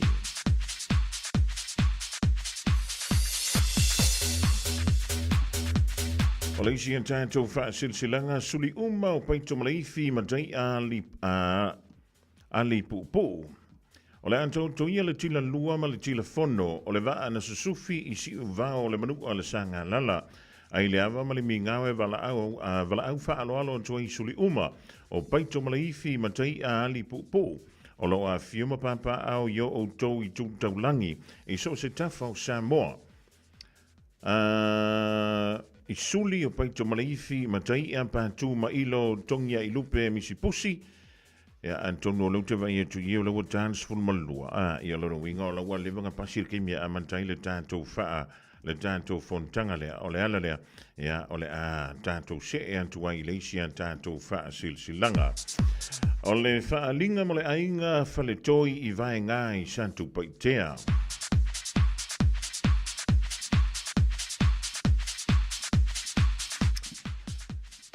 Tolongsa moala malau whaafunganga a o le ring whaasilasilanga e whaasino tonu lea e le maafutanga a alo matama whanau a le tātou a inga i whaletoi i vai ngā i santu paitea. O lo alalama pāpā au i so seitua au ki lani nei e whaapea. Taluai o le a whaatonu wina lo tātou wha... Taluai o lea o le a whaatonu wina lo tātou wha moi i Samoa i le mautai whaletoi. O le te talo antuai ma le whaalo alo tele e toi fia maualava se tātou whiloa inga i le astona nei a so tolu sfutasi o me i le tulai tasi i le awoli e iei nisi o vaenga tau a tātou te whaasoa iai a wā lava tūlanga o le tātou ngā luenga ua whaanga solo o le tātou tuantusi o le Valu Lane Road i Weymouth e morisi whaamtalanga whaasota iane le olua tasi o valu fa o iwa fitu valu. O lua tasi o valu fa o iwa fitu valu. Pole o lua tasi lua o nolua iwa fitu o tolu. O lua tasi lua o nolua iwa fitu o tolu. Fa taiolo senia e asianta nu o sala malau tafi sina pati o le taitai fono le maftanga a le ainga i fale toi vai ngā i santu paitea.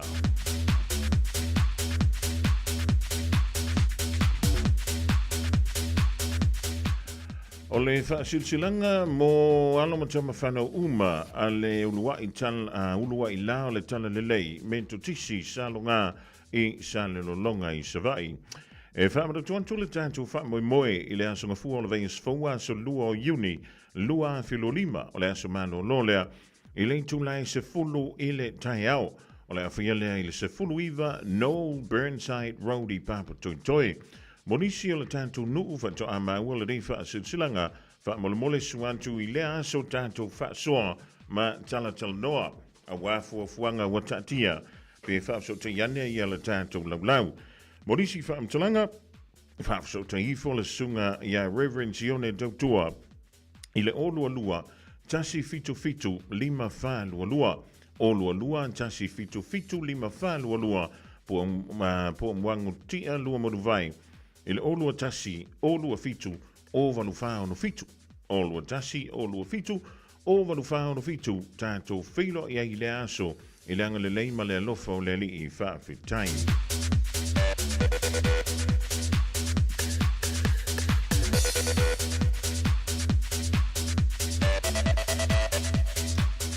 O le whaasilsilanga mo aloma tama whanau, vau tupua i whalea lupo.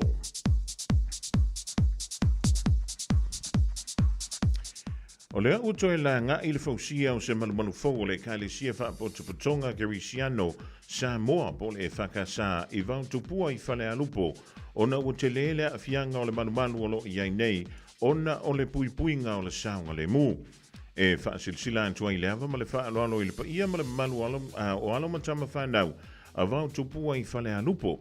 O le anto i whaia le tātou fono i le astona i nei a so tolu sfulmalitasi o me i le tulai se fulu lua i le awoli e whaiele i le nofanga masani o le lua se fulu Westall Street i West Coast i Glen Eden e le whaatonuina i le mantapia le manai e sofira ngalo whainu ule lei o le a susu e ai lau whaamalama ma e tepa taulai i whale a lupo ai te le i to ai taunu mai i ni usila nei o lupu masani e le tunu e le lei le to e se a nu poto poto tala au maima a mailau la fonga e ma tātou whilo e le asu wa to whaina i le alofo le tua. Morisi whaamtalanga e fia mana mai, mole whaamsotai i le autustusi o le maftanga i le olua tasi, olua ono, iwa lua ono, lua ono, olua tasi, olua ono, iwa lua ono, lua ono, whaamtai o lo senia e le whaatamai a pasta la mostele pui mai, ma le teitei fono ia se muntafa o tine.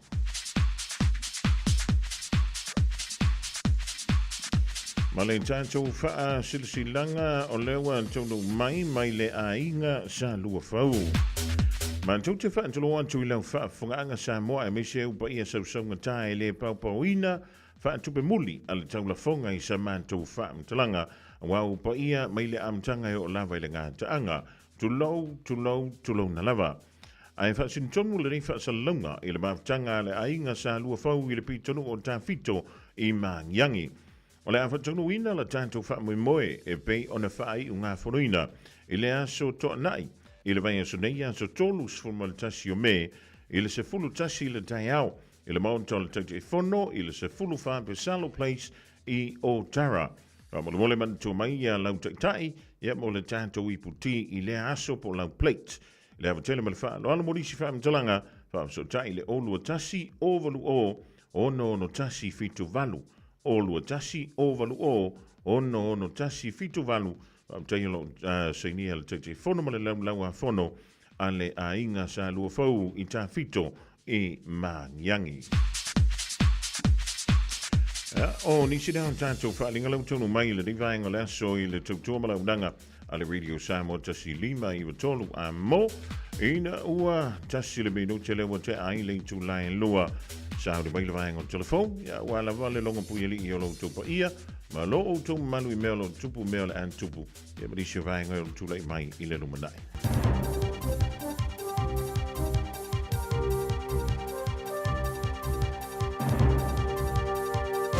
Te whaatalo whātu o se whaopoponga le nei o tātou tāla whau mo le nei tū la mai lau Radio Samoa. I tala o tomua, o le vai aso na te anei na tu i nā tuai ni o tātou reporti. E tu sai mapopo lenga na whaalia se tasi o whaalaputonga i New Zealand nei o tā o le Brain Injury Support Group I le matautia wa afianga o le whaatino ai o le taalonga o ta o le Run It Straight. Mana tu ina atu ai foi ma tonu unga o lea lava taalonga i le tau amatali ai o po kalame. E peo na afia ai ni ali se to lua. Ina ua feto ai o la ulu ma matapongi ai lava i lungo le malai. Ma oso ai le mai po seizures a le tasi o lii. A o lea ua mawatala wha anoa i le maliwa ai o se tamaititi se fulu iwa tau sanga o lona mtua. I le whaatino ai o lea lava i tu ai ngā taalonga. O le ua maliu e suawhai a Ryan Satterthwaite. Ma i reporti ma le leiti o whaavau maloa ni usila, e whai lava sina tu ngā o maunuanga i le ao po le ulu o lea li i talavau. O na o lona taumawhai e whaatino lea taalonga ma se isi. Ma i le alia ai o lea whaalavelave matautia o talasanga ina ai e se tasi o le ainga o Ryan, po o si ona anko ia Pete, ina ia tāwhia loa pe tapu i to tono la atu nuu, le whaatino ai o le taalonga le Run It Straight. Whaalia e Pete ina waia mata i talavou e tu sai ma lea taalonga. O lona manatu, e le tala whea ngai lea i tu ai ngā taalonga i tu tono la atu nuu, ma i wai lava i nā awhia i se tasi, ma le lilo i lona manatu o le awhia i si ona tei. Ta ua fo e Pete, ua mātele ina tatai mawhau o ta maiti matupulanga talavou i le nei vai tau, i mea o loo lato wa ai i lungo i tū lau ma upenga ta whailangi le social media. Ma o le ala lea ua tele ina o lato whaataitai ma whai ai le tele o ngā ioinga ma taalonga, mai wai lava na o i puapua ngā. Ua talo sanga Pete i tangata tāua loa i taalonga laka pi, pe o nisi o le All Blacks, ma le toa tele ina ia tutu whaatase tuu atu se whautuanga a o se tua lalo i le saunga le mu o lea taalonga, a tonu o le awha alongo i ai tūpulanga talavou, ma le toa tele o whanawiti. Ma ia tauwhia i loa le toi whai o le nei taalonga le Run It Straight i to tono le atu nuu. Moli mauina i lunga o ala ofiso ta inga le tuu atu o wha maisenga, na tā ua fo i reporti le lofi atu wai o le toa tele o wō ma e maasani a Ryan i le whale mai ina o tū lai mai lea whaalawe lave. Ta uele ai ngō Ryan o le nei ali o se tangata tau sa afia, ma lea lofa. Ua lipo tia mai nei le tau sa ili ai e leo, o se pasika, na ave e sea e nisi mai le no fuanga, na tula i ai se whaalavlave i nai aso watu na i atu. Whamaunia e leo le pasika na malanga atuai le li i 25 tau sanga le matua, na lavea ina ua ia feto ai ma se taawale na paka i lumo le awalo Seafront Road i Castle Cliff. Mana maliwa i lava lena afia ili no fuanga na tula i mai le whaalavilave. O lea mta upu po le whaalavilave na tula i mai le mtanga o le neiva i aso le aso saa po le se 4 minute te ai le tula i whaile a fiafi. Ma wei reporti o nisi e tia pasika fo ina ave sel pasika le umaliu. Ai le i o atu le fisosoni mua po first responders o le vaenga le emergency services e tali atu i le whaalavilave i le a fiafi. Ma o talasanga i nai le leo le mamalu lautele o le whaitu o Castle Cliff, mo se fisosoni ini whaamtalanga i tu sai mai na ave le pasika. Ua whaamania mai fo e leo le anga i atu o lato o ofisa i talasanga ina a inga o loo iai mea pu e ata po CCTV cameras i o lato maota malawa, ina ia tau mawhai tau sa i lia ni whaamtalanga e whaatatau i tangata o lato whai le anga aioinga. Ua whautu e ina fo ile mamalu lau tele o lea whaitu ina ia vave whaafsota i atu lo lato ofisa i le numera tasi o 5 pe awa mauti noni whaamtalanga i whaatatau i na ave le pasika. Inisio tala, i le whaawa wai pea o le tu ina mai o ta arusanga mo le sitiseni ni usila, a i la tau na soifua mai le aso suma e tolu o mere tau sanga ta siiva lua whaanga i le aso mua Januari tau sanga ta siiva whaiva i to tono o Samoa. O leo wha maonia ta wala mai se reporti la ta mai le ofisa le New Zealand Internal Affairs. E o mai le aso tolse fulo a perilo le tau sanga nei lua olua 5. Ua o atu i le tasi le afe varse lau iwa sfufa tau sanga o tau 5 ina i la tau. Mai lea numero o tau sanga e afe ono se lau ono sfulu ono tau sanga ua wha manu ye ina. Se furu tasi e le imanuia po o watoe wha au i tua. Ma le lua se lau se furu fito tau sanga o lo wha atino i ai iloilonga. Ua wha mawina fo ile tu wha atasia ai e se wha alaputonga ua ta ua le wha liu le la support group o lo wha maupopo e le Asa Foundation. Ma le naunau ta inga e fisosoani atu i a inga matua a ua wha manu e ina i le sitiseni New Zealand i wha amtalanga i winga i wha manu yanga maanga waa a i lātou ua mae au na wha atino ai o lātou tarusanga ma ua manuia. Wha alia foi o le a wha atino se wha atasinga a le wha alaputonga le wha liu le la support group i le asunga fua. Fito Iulai mai le tu lai se fulu le tāre au anga i le tasi le awa uli. Mō tua a ua manuia le sitiseni o loo alalam papa au i au kilani nei. Tala no e ina whaasoa ai vaenga uma e anga va ai lātou mai lea wha manuianga. O le a whaia lea whaatasinga i le Manurewa Sports Centre. Ma itala mulimuli le toi mamao na maua leo le avano o tangata New Zealand. E sila ma mai mo ai se ata ti whanga. O se ata na tu whaatasia e manatua ai a whianga. O le whaala velave mtau tia na tu lai mai la tunu. I le whaitu e eli ai minerale o le koale po o le coal mine i le Pike River.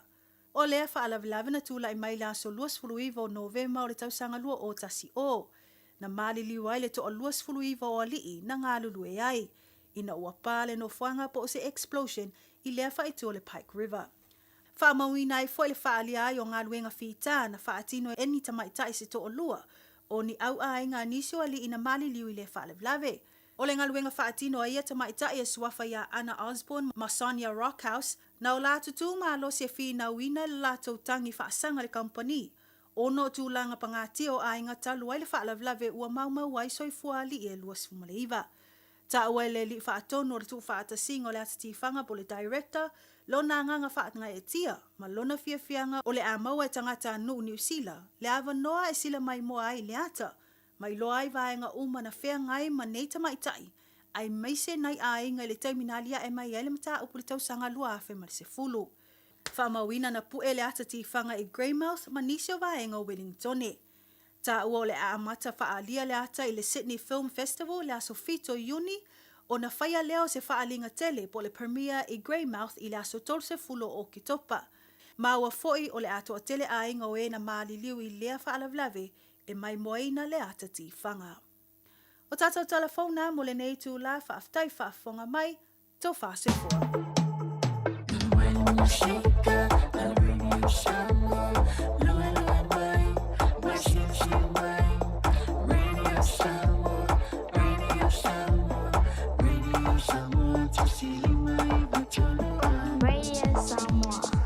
Na waiva mana whamiru tau te nei lei tu lai lua wa tangian tu ia leo lua ia li ia i se huch mo tātou telefau e pe ora sa e whaafunga tu ia le fo i vaenga o lea wauli la tu mo antu se isi ona whaapoponga i lei tu la e tasi la wauli a taiao e pe ora masiri ia i ta i lua via so ia ono le sa pisi le wuri ia le tātou mo me le avadoa. With me in the studio this afternoon we've got Atish and Bill from Auckland South Immigration. They will be talking to us about how they can help our people. Ia pe maua me ilo so soani ilo tūlanga tau whemalanga inga e le Vāleo New Zealand ma Samoa. Very pleasant good afternoon to you gentlemen. Welcome to the program. And how have you guys been? Good afternoon, Francis. We are all good. Welcome to Samoan Radio again, and hope you're having a great day. Well, Bill, how have you been, sir? Oh, very well, thank you, Francis. Yeah, great to be back here again. I really enjoy being here. It's always good to have you guys here with us in the studio. Now, let's get the show on the road because I was looking forward to something from Australia, which is coming very, very soon, Mr. Atish. Anyways, what specific services does Auckland South Immigration offer that cater to the unique needs of our Samoa migrants? We do understand that navigating the immigration visa process can be very daunting. In saying that, one of the key ways that we can support our Samoan community is we've got a Samoan speaking immigration assistant that translates the languages English into Samoan or Samoan into English, and then when we do consultation, we make sure that that person translates whatever is required to get a successful outcome. We make sure that all the questions are asked accurately and clearly, because immigration advice is somebody's future. We make sure that the client feels comfortable and fully understands the options, and then by that means we can provide informed decisions with confidence. We also at the same time ensure that Samoan culture is followed, and in the past we have gone to do consultations in various churches and through church pastors. This has been an opportunity for us to meet with the families and so that they can feel at home. And we work in a familiar and trusted environment. In the future, we are thinking of educating and empowering the Samoan community by providing various brochures and stuff. And we might be doing seminars in organizing various community events, maybe in churches and in other voluntary groups. And we will try and ask the Samoan people to register for them. We want every Samoan client to feel supported, understood, and valued in the immigration journey so that they are free to talk to us, whatever the issue is. That's right. Bill, you want to add anything on to what Atesha mentioned before? Yes, just to add a little note there.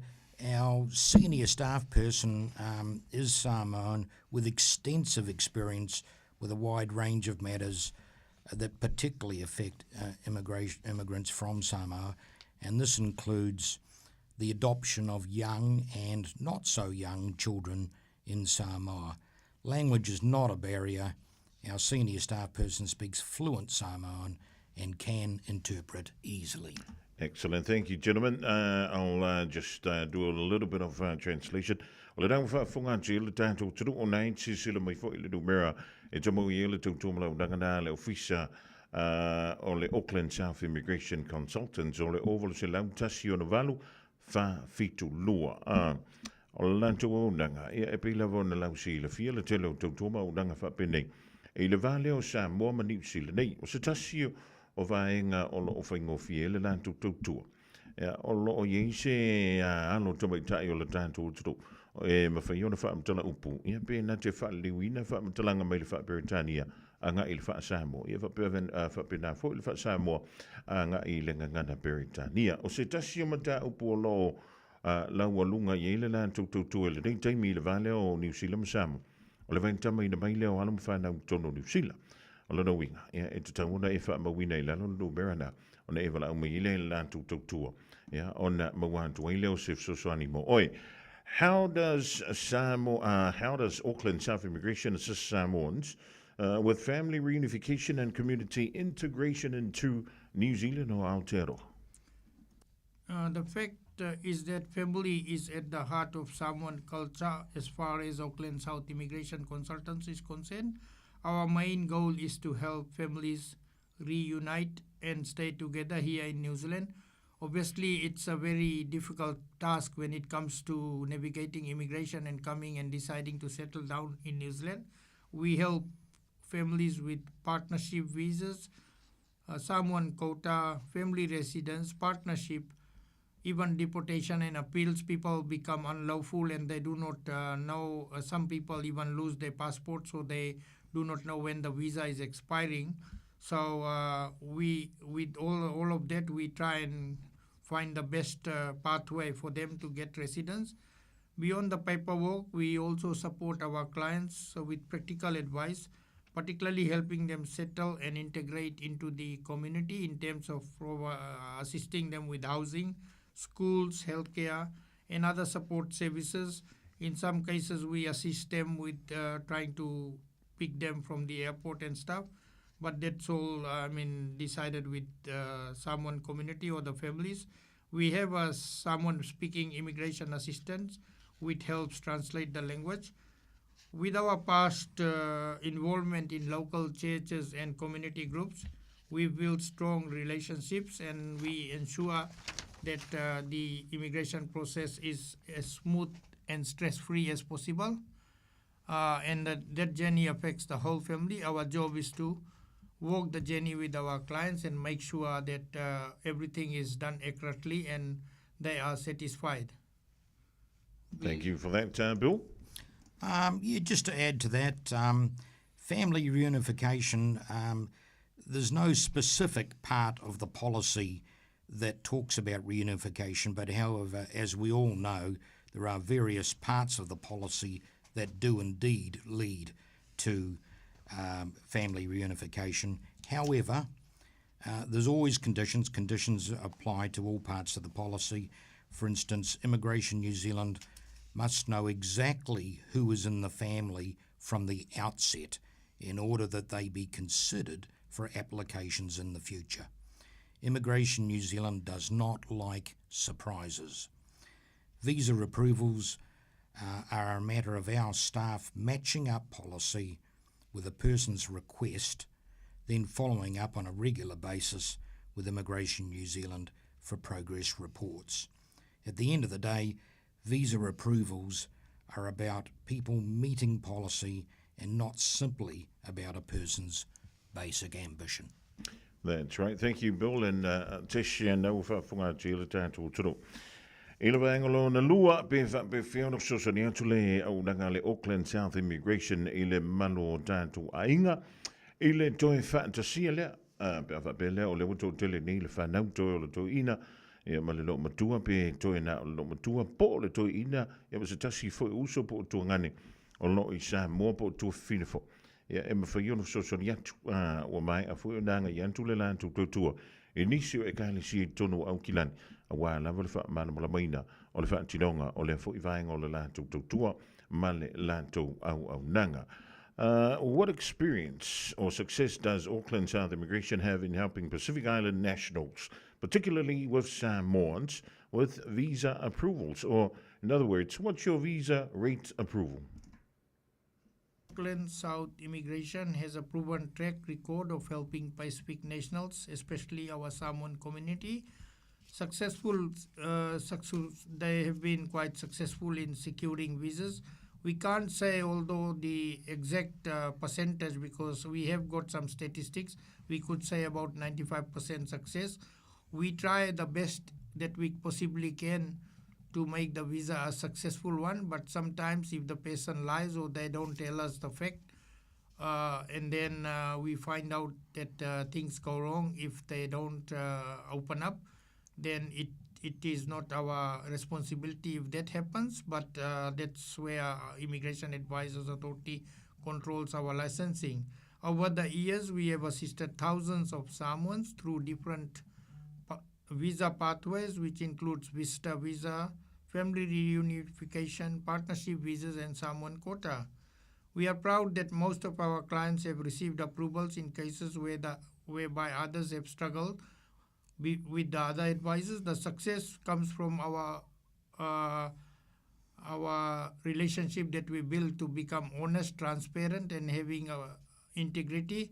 And we promise whatever we say, like in a day, if there is 5 clients we see, we make sure we communicate in time. And at the end of the day, we are responsible to get the visa in the quickest possible way without any stress to the clients. If we see there's very little chance of approval, we tell the clients straight away rather than keeping them in the dark, because as you know, immigration fees can be very expensive and it's very difficult for people to find the money to do it. That honesty has built trust in our community, and it's one of the reasons so many families keep referring others to my business. Very good, Bill. Regardless of whether it's Australia or New Zealand. Yes, absolutely, Bill.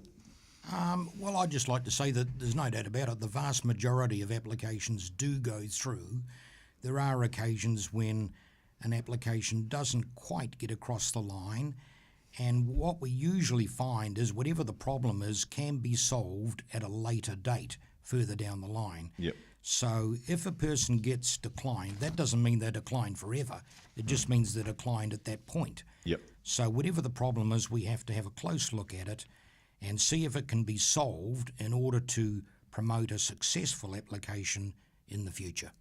That's right. Now I see the next question. We've already covered that throughout our questions before. Now, how does Auckland South Immigration simplify the legal and documentation process for Samoan applicants compared to other agencies? And how can our people get a hold of you guys? We normally, in our consultation, we involved someone speaking immigration assistant, which is Salafa. She does talk in their language and she interprets everything. And we make sure that all the questions that are visa related, that have material information, have been answered. So we sit with the client and answer all the important questions, leave aside all the rest of the information that we do behind the back. but we make sure all the questions are answered. For example, one night I rang a client nearly 3 times to ask about his conviction, and the 3rd time he admitted that he had a drink driving conviction. So those are the things, if we suspect that there's something wrong, we make sure that all those questions are answered, especially when English isn't the first language and you are unfamiliar with the legal paperwork. So we go the extra mile to make things simple and easy to understand. As you know, especially for the Samoan clients, navigating the immigration process can be very stressful. We break legal terms into plain language where needed and explain everything in Samoan. We don't only hand over, although we do hand over a checklist, we make sure that the person understands everything. And every case is different, so we make sure that we understand the client and know what their requirements are. And then we make sure that everything is submitted correctly the first time that we deal with it. We've seen too many people who come to us after agents have rushed them through or they have missed important details. At the end of the day, we're not here to make big money. We want to also build relationships, and we're looking for a long-term future for my business. So we make sure that we are very honest and transparent, and the client is happy, and we tell them at every step of the way what the visa process is like. What makes us different is that we are patient, honest, and thorough in dealing with the clients. We take the time to explain why behind every requirement, that our clients are confident and prepared, and it gives the application the best chances of having a successful outcome. Fantastic. Anything you want to add, Bill? Well, I think at the end of the day, the process is what it is, and applicants really need to pass the difficulty and the stress of an application over to us. That's our job. And the main thing is that people answer our questions correctly. Yes. And if there are issues, it's amazing how many issues can be sorted out. Now, that doesn't mean everything can be sorted out, but, that's our job. Our job is to work on cases, whether they're straightforward or difficult. That's our job. And people need not be anxious about approaching us. We know our job, and we are happy and keen to help. That's right. Now, simplifying legal and documentation, I think we've covered this, but do you want to add some more onto this, Tish? What we've done now is we've formed a network of lawyers and stuff. If people do have very difficult cases, like if it is character related, like they have got 2-3 drink driving convictions. An example, the immigration has decided to send them a deportation liability notice or cancel their visa. We try and, if we think that it's out of our competency, then we find lawyers that are collaborating with my business, not only in New Zealand, but also for Australian applications. So we've got, we covered most of the area from Drury to all the way in city. And people can contact us on 0800 168 472 or visit our New Zealand website with www.isic.co.nz. But if they want to move to Australia or just want to travel for family visits or holiday or whatever it is, you can go to my website, which is iisic.com.au. So what happens is we ring those people who are lawyers if we think that the case is very dumbfounded, and then we put them on speaker, and we are very transparent. At the same time, if there's any immigration related matter that we can deal with through Immigration New Zealand, we are very transparent. We ring in front of the client and we ask all those things, particularly if it's medical information or police clearance, or if they got any medical waiver or things get very difficult and it's regarding privacy, we take out the file and we call them after maybe 20 days once immigration provides all that information, and then we sit the client and explain to him what were the reasons his visa was turned down before. Mostly what happens is people go and see people who are not competent and they haven't always know what people do not understand the immigration complexities, and we see that people have taken money and even they have been using other unlicensed advisors, and later on it's very difficult to correct those things. Always good to have you gentlemen in the studio. Bill, anything to wrap things up? Oh, I'd just like to sort of emphasise something that Tesh touched on. We're very fortunate that we have some of the best legal minds in Auckland backing us, and it is really, truly a big advantage. If we come across situations, and we do from time to time, that are very difficult to resolve, then we can reach out to extremely highly qualified legal advisors in the background, and that is very fortunate for us. All right. Well, that phone number again for all our audience and our listeners and everybody that's watching this afternoon to call is 0800 168 472, or that mobile number, Tish? Mobile number is 021 168 7230, and there's also a business line which is 09 279 7283. Well, thank you once again, gentlemen. All the best for the rest of this week. Are you guys going to be closed on the King's birthday next week? Yes. Yes, Francis. Everyone is closed, but I always have something to do. We always look forward to the long weekends. My wife is telling me to go somewhere for a holiday, but I never have holiday hardly in this business. But I always answer the call, even if I'm in Australia, I'll just use the same number. Yep. So I'm always available on the phone. I let the staff do the work, whatever is, I delegate work now, so we get something done in quickest way. I'm very proud of my team, which I've trained them well. And when we contact them, even if you ring Bill at 9 o'clock night, he's always available to answer any inquiries and let me know if he can do things.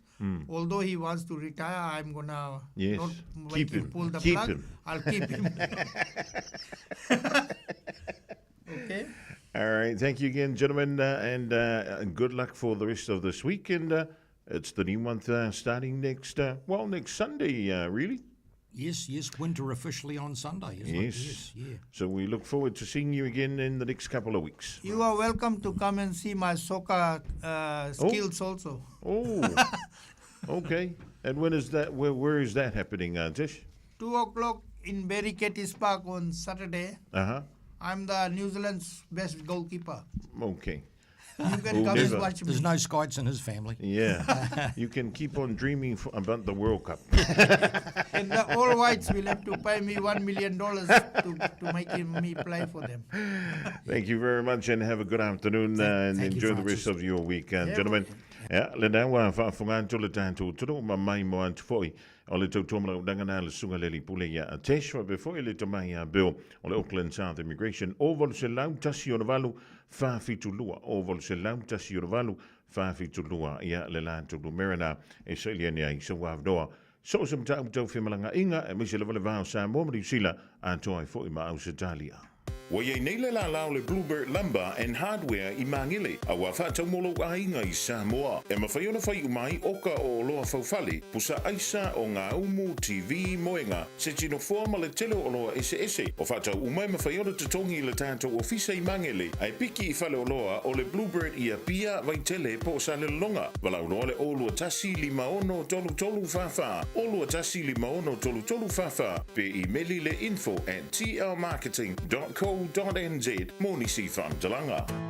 O se tala fia nei Samoa, wei nei se tautua ma se unanga family noto mai le kampani o le City Car watu si tasi dua lua Lincoln Road Henderson te maua iai le tele o tawa la poa band e o foi tatu tawa le laiti tania foi la tau whaale tonu tongi e talafu mo le tatu cashback a man tatu lima se lausi aga i atu le lima awha tala pe so te mai urungia Peter Perenanto le numera o lua tasi o wale walu fitu lua pe a manaumia se tawa le fau molo ainga I le tau malulu citycars.nz.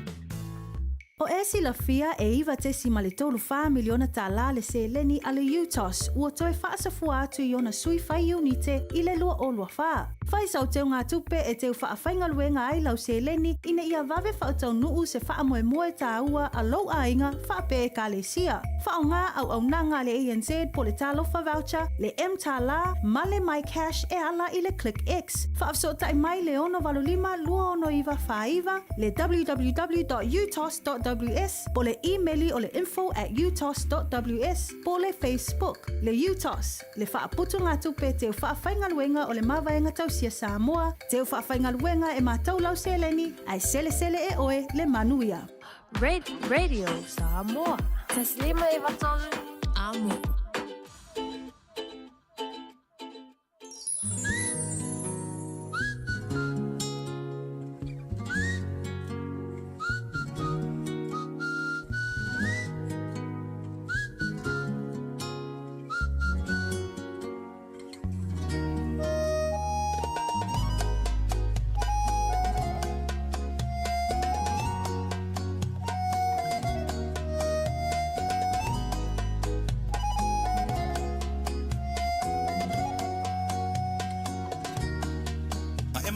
Sila no kala ya ke au eke koe fo i mai ama wala ko kongi vai aso ka e kasi ma e ka ngai la fo mai ka fa ama vai songi e kusongi mai ma e say bye bye a kole ma singa au o e Teresa wa e se love vibe mo vili kai a po ai li kai kai I imply mai ile leva ole po wa ngale good night po a e winga game e kinga ma yolo u fai ai koe fo i mai ngai Mamu elele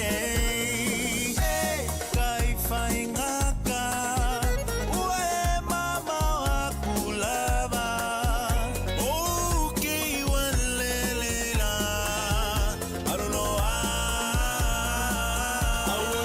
I say wasili ai lo kalinga le kama fukanga uke ofo ilole alofa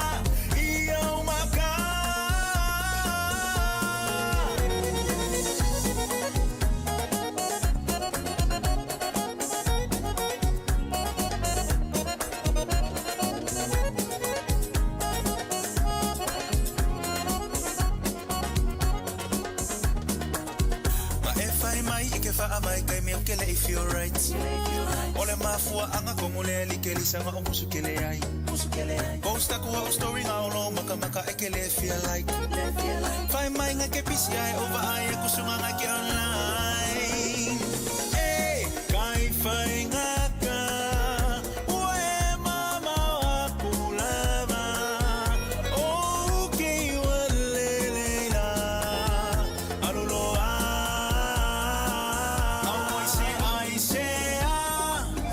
wasili ai lo kalinga le kama fukanga oke ofo inole alonfa iyo maka Kelisa ofenga yelo mafaufa ke faya ko nga isa visa o leva nga ulele ya ko kakfafsa nga ese e kala mo sa o maya ko la mele ko puile vale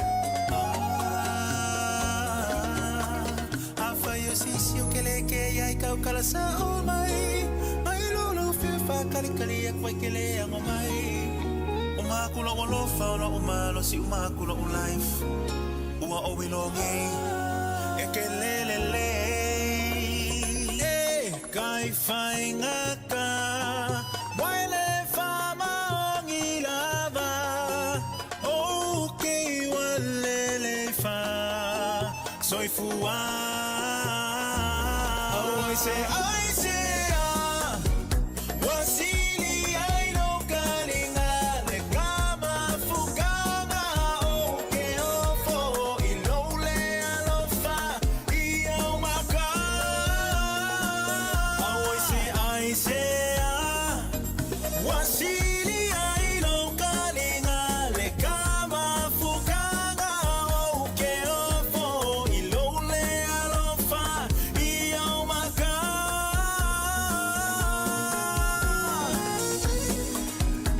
whai fianga o le rivai ngolea wuli e vai tue fo por kalame whanga solo i le ria vai ngolea so tautua wha wau le radio Samoa por kalame la wuli ma whunga mua se o le le July 4 e le avia finei jalo si o le dai sanga le mulanga i anto mantua e piki mai le whana wa onga le tua i o onga i se taimi e le o joe mama wantu i a jani a fola tanto whilo inga e ma se tala le tamai le whanga salonga le wham sidonga e pe i ona whanga salo i lona vai asa mo mua le nei ni mta upu e a wala wa le longa puya li e lo topa i amalo o topa manu e le nei fo i vai asa mo mua e pe o le le tanto so ta inga e ma se dia i le asa loma stofi o le wa wha wau i le so ma le fionga ia lilo ma yava mai na vai a fe o le trai ma to mai talo fa malo so i fua talo fa to i fua i le fionga ia le ie Stephen Beath alo so ma ia fala o le fa timu ma le nei yaso io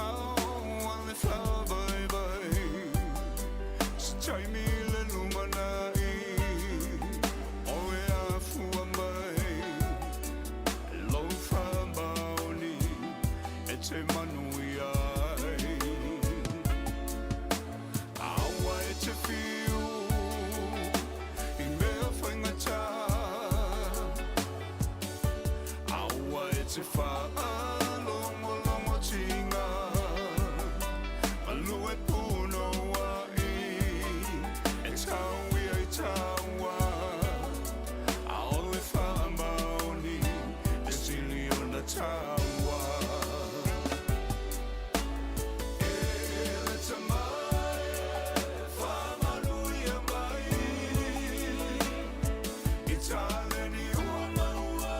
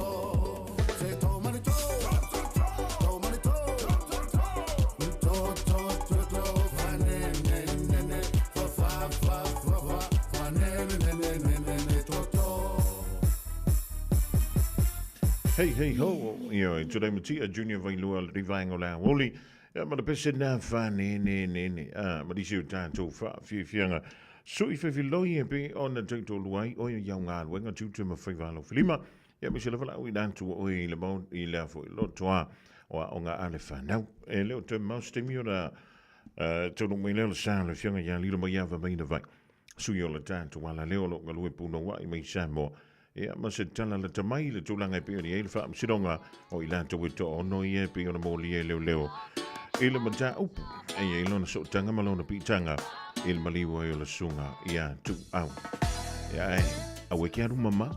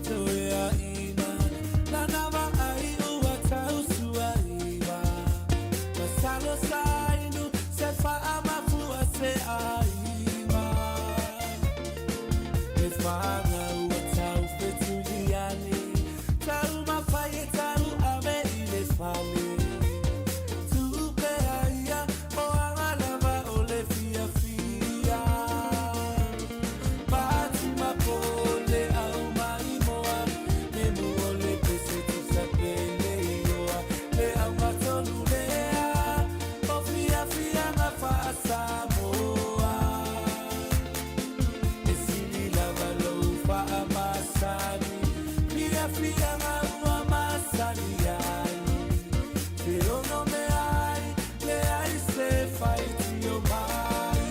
Enjoy lima minuto tano leng tula e tolu le rivaingo le so I enjoy fa talaban tu pa for your left time to mai ile tu fa wole de ile su fongo le tu radio Samoa tasi lima I tolu a mo ma lo le fa your favor ma lo le on sai fa ma lo tu ma tu ma ava le umalava le nanga I enjoy piki mai le fa na wa onga ile tu wa yo onga ile nei fo ia so lulu ya e pi ona ta u stimi o sola o le wa ta tu nga yantu le rivaingo le so ile tu ma le unanga fo I le fionga ia le mai ava mai na vai le su le tantu ala leo o longa lue mai tono le tantu tau banga ia ma le fanga so longa le fa sidonga I la tu to ono na moli e leo e se mata bu foi ia e pe ona la balunga I le riva tau tono le tantu lima va ia so e fanga so loi ia le fa sidonga o lona so lon tolu dei ia fa tayantu mo le avado ia fa tala fa foi le mai ava le vainga o le fiafi Samoa ma lo nga lu ma lo le tawata tala fa fonga mua ma lo fo ile fa tautai la o fionga e tu sai fo ile le nei aso ia ma le porkalame e me sai fo ile tutel tato le tio ma tala fa tu fo ile pa ia ma walunga o se tato tunu o lo tali mai ia tunu mau ma se lava I New Zealand ia wa fo le nei porkalame pe ona ato faina le ia o tato ma tala noanga le nei mo le longa pui ali o tata o tulanga umo lo fa pena ona ilo ina ile mata upul fa masinonga pe ona eta wa ya ma lo le sai fo manuia mai lava I maunga tele se ia pa ia maunga iti ya mai sai fo ia o tata o tunu I Samoa nei o fianga I au manga luenga ma lo lava tanto te tau fai fa ma lo lava le yava ma lo sai ma lo fo ile fa ma lo si tutu manga luenga o lo nga tonu nga le mu o le rive so muli o le masino me ya e pe ona yaila so nafi Antonio Lena tau mante ile e te po ai leo le aso e moli mau fo ile le mai le tu o leo e fa sanga le ya ila tau ya lo moli nei e to ono e pe ona la usi le fiel tatu tru mai le so nafi o mai le so le no yava o le talinga le tatu tru po le ale so onga mai le moli mau le fionga le komisina o ye se swinga o se tanga tai moli mau ia a o ani tulanga na whanga solo mo yele tai ona leila se ia pa ia fo se taimi o le awoli ana leila.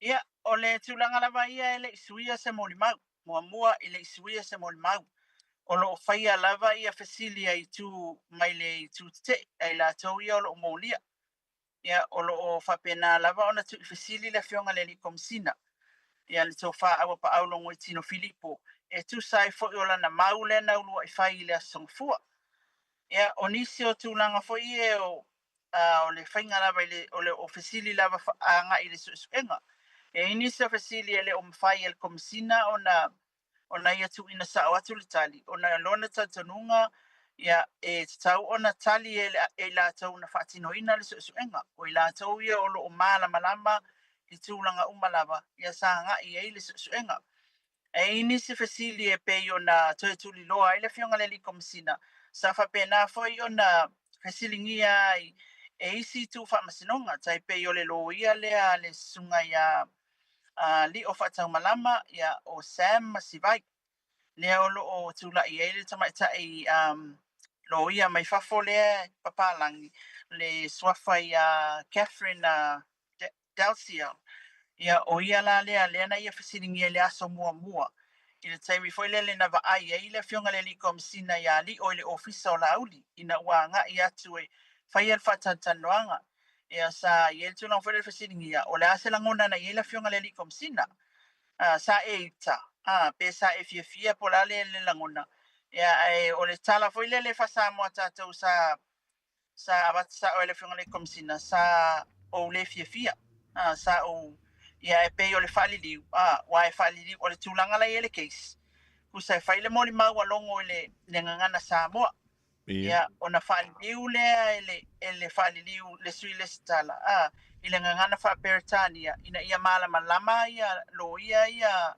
case le mai New Zealand ma le silo ia le ina ia mala malama ile tulanga o le moli mau fa pe foi la e sauno mai ali lo ia matama tai lo ia ona fali liu fa Samoa foi le sui restara ina ia mafai ona malama ia le whamasinonga wai to tele ia le au tapua ia le vainga whakawhai le fast ia o lo o iai fo i matau ainga o i lātou o lo o mōlia ia whapea fo ia le au tustala ia e mai si o le whamasinonga ia o le e whaliliu la whapena ia malamalama le whiunga le likomsina malamalama fo ia lo ia o le whasiringia ila i le tūlanga na pe o ina leo te amata mai e o te o te iana le la po wa te ala i te ala afo se fulu wa whai pea ma se se fulu 5 minute talo na amata le whamasinonga ia o le e whasiringia le tūlanga fo le ina wawa ai ali o le ofisa o la auli o le alo na langona na iai o le whasiri tu loa wa whasa whasiringia fo i tala tuan nafi e po nafi e lo ia la le sino ia le whiunga komsina e peisa fa pe mer komsina e sa o le fia e le falili unga ale restaurant I was angry ia o le tulanga la pe ona toi fa sa o le moli maua le whiunga le komsina i le tulanga o le fa mai ia sa o fa ano ia a falili ura le restaurant I was sad Ia. E pe o le upu e sa te tawana ia, e pe o le disappointed. O le fia e tūlanga o le wa taunu wa tō lewa ai le tūlanga le o le sauwha i me ili. E ta i upu nā le na whaunga ina. Ia, o le ana whai mai le alilo ia a le fionga ia la uli al mali e toa, wha pia fo i whipule ai ia malisi. E uilo le fia ia li o. Ai sa e whatuatua ina lava li, mai e tautu ina iai e ngā lulu e matupa. Ai se ana la iona e le sauno ai le taimi le o e se fatasi mai mali o failo se fai unga ya li suspend Mari. ai se ame na le suspend ai li o le taimi le a le wa e ofisili le antu ina mai le li lo ia ya e tali le komsina fa pia o te fai se fai unga o li na mata o e se fatasi mai ai le ofisa o laudi ai na o tu wina ai ile ava noa e ao ai matupai se ialula e mai ana moli mau. O ia lea na alu lava tusi whamtalanga ia moli mau. Ma mea umei o lea na teilua. Ia alua i le suenga lea la te whai. E a vifo moli mau. Ma umai tonu i. O ia lea na teilua le mea lea na alu sue. Ia. Ia pe o fasilina na tu i ali. I lele e umi e pea marika i luas fulmingu ke o alu ni fasili tasi se mata upo e tasi. ile ina foi lele ole fionga le komsina ina ia mafaio na sa tonu mai pole ale tonu lo na fina ngalo na ye taimile ai se ana ia le suspending ai li alena toe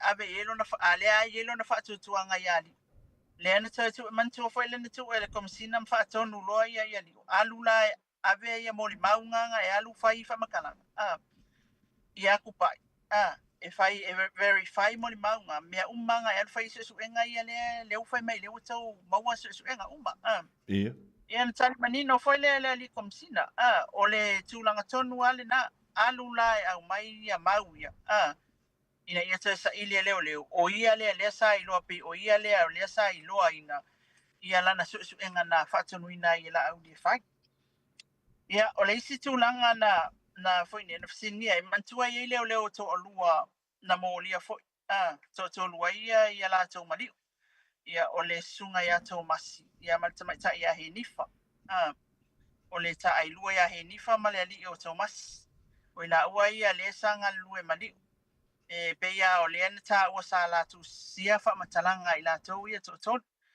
ia ona fai tu le fasili ale lo ia ICA i le taimi mua lava na le molia ai ala vainga ai ina ua uma ona faile video le a Sammy lungo le tauta iae molia lola ia leo ia tolua ia tali le li komsina na mata mai ale suenga leo mai le kaimi a ko ale le amatanga ia la tau nei mata itu pea ia lela na mafu ai ona fatula ia leo ia molianga e fasanga ia ila ua ia fatasi male so fali e tu sao ole afoi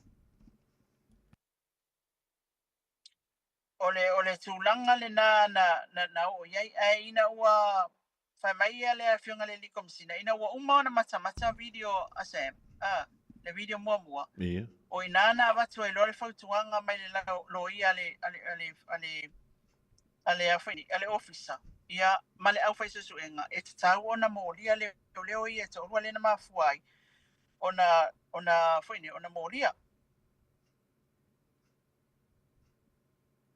Ia, o le isi tūlanga e pe ona awhasiringi ai ia le fionga i le likomsina.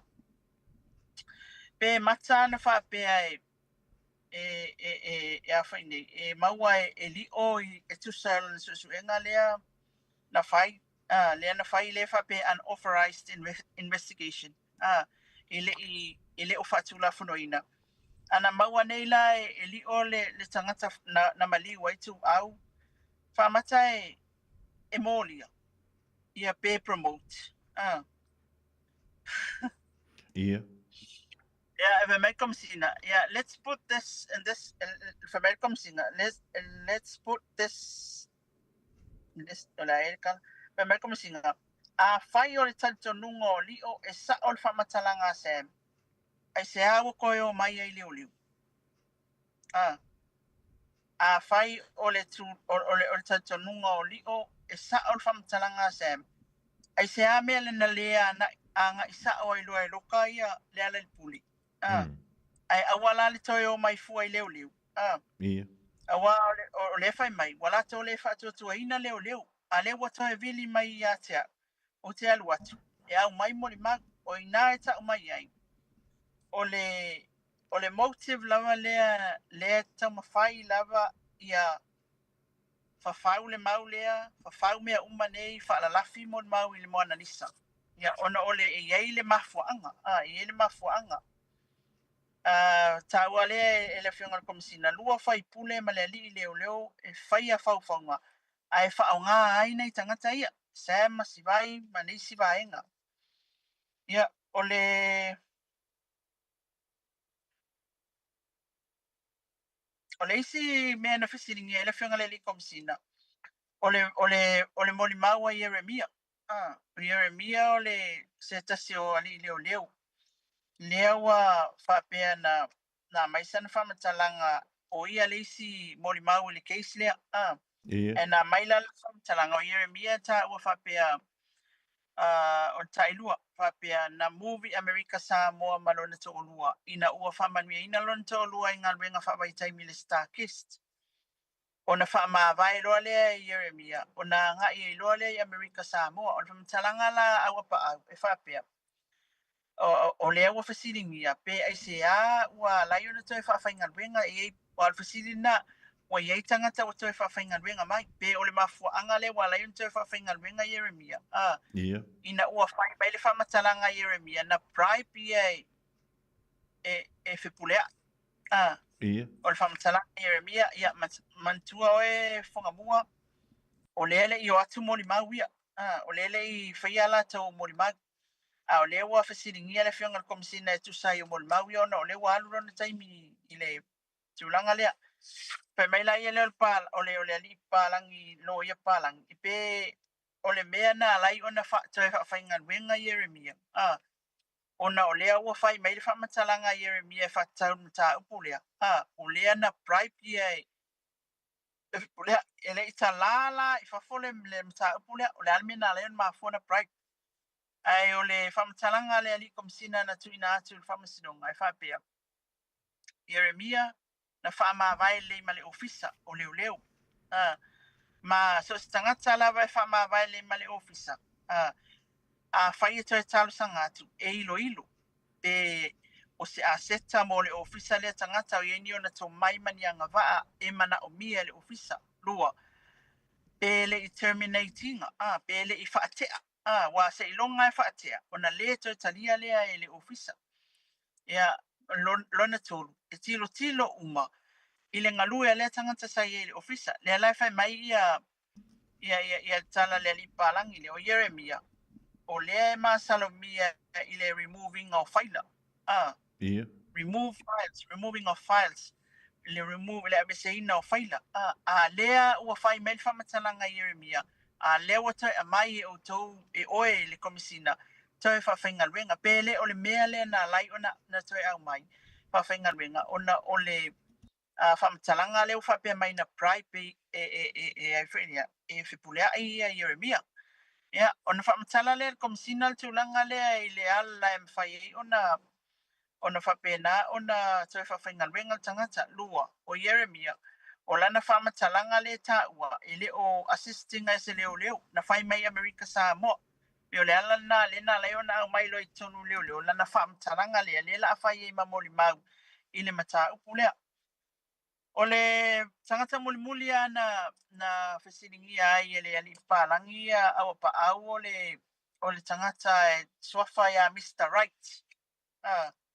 Mr. Right le ngata o e tonu o ala tanu le swafa o tangata mua. Mr. Right le ngata o e tonu o whamasinonga. O le tūlanga na lai o na whesiringia le whiunga le likomsina o lona conflict of interest. O ia lea e tangi le mata upu. Aina ia toi whesoasoani se tasi lea o tangata. O lea tā ua ele alilo ia lea. O le moli mau au tū lea. Tasi lea moli mau au tū. Ale tū ale o leo. O Mr. Right. O ala tanu. Ia, na whisilo lea le pālang. Pe le whamata o lona o sata tau ana ia tu uina. Le mata upu na ngai atu ai Mr. Right ia te ia. Ise isi tangata e whaafoeina. Ona o ia ele yelo na involvement ile case lea. O le mata upu pe an whailo ele li komisina la natali. Ua o atu ia ala tanu. Matala noa atu ia te ia ile ofisa. O le whamtalanga le li komisina o lona ofisa. E ia ila na tu ungai whai. So o sesia o le atunu o anga i atu e fia maua le fisosoani. E te tala yelo na ofisa. Ma na te alawina e abatu tonu.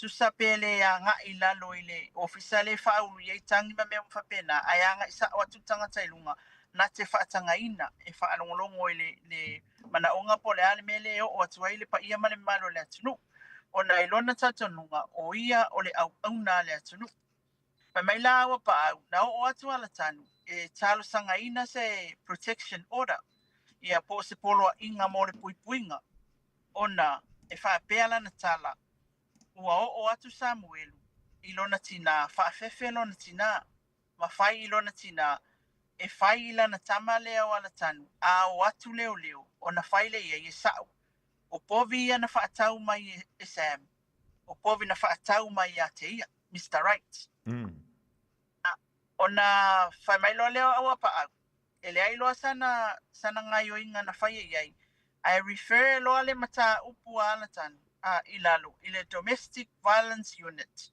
o ila tona la to te whai ale me ta wal protection order o ila na tele na matua pe mata ita ile le lo ia le fiunga ia la ulima o spulea i malisi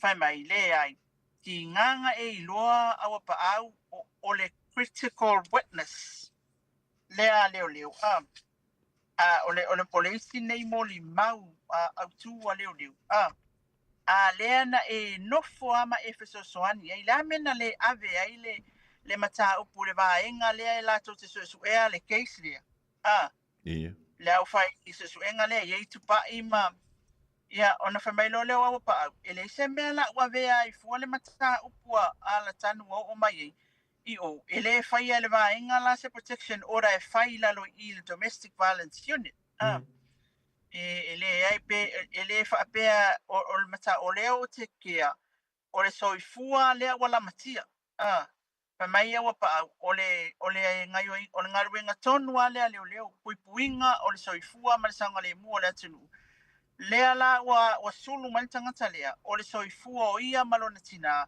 lea wala matia e a lai ona ofa avavi ave lalo le mea e fai tonu e al protection order e le se mea o lea watu e fua lea e fai mele li palang e se ele te tau ona e handle ina le mata upu ona le yailo so tanga i tonu i le mata upu o ele tangi le mata upu ia na tele tala le li palangi mai una laua i le li palangi lea le corrupt o le fionga le li komsina i le mata upu ia le tanu matua le tele amasi i le leo le fiong o le li loia ma fa pe mai o le leo corrupt ia ele ia se sin tau fia ele tu lai foi lo ia leo ele tau fi mai foi el famsino ai na toe whailoa atu e longo i le whionga tamai tai famsino fa pe atu lan saunanga mo fa maunga la o whionga famsino na ngā lea wa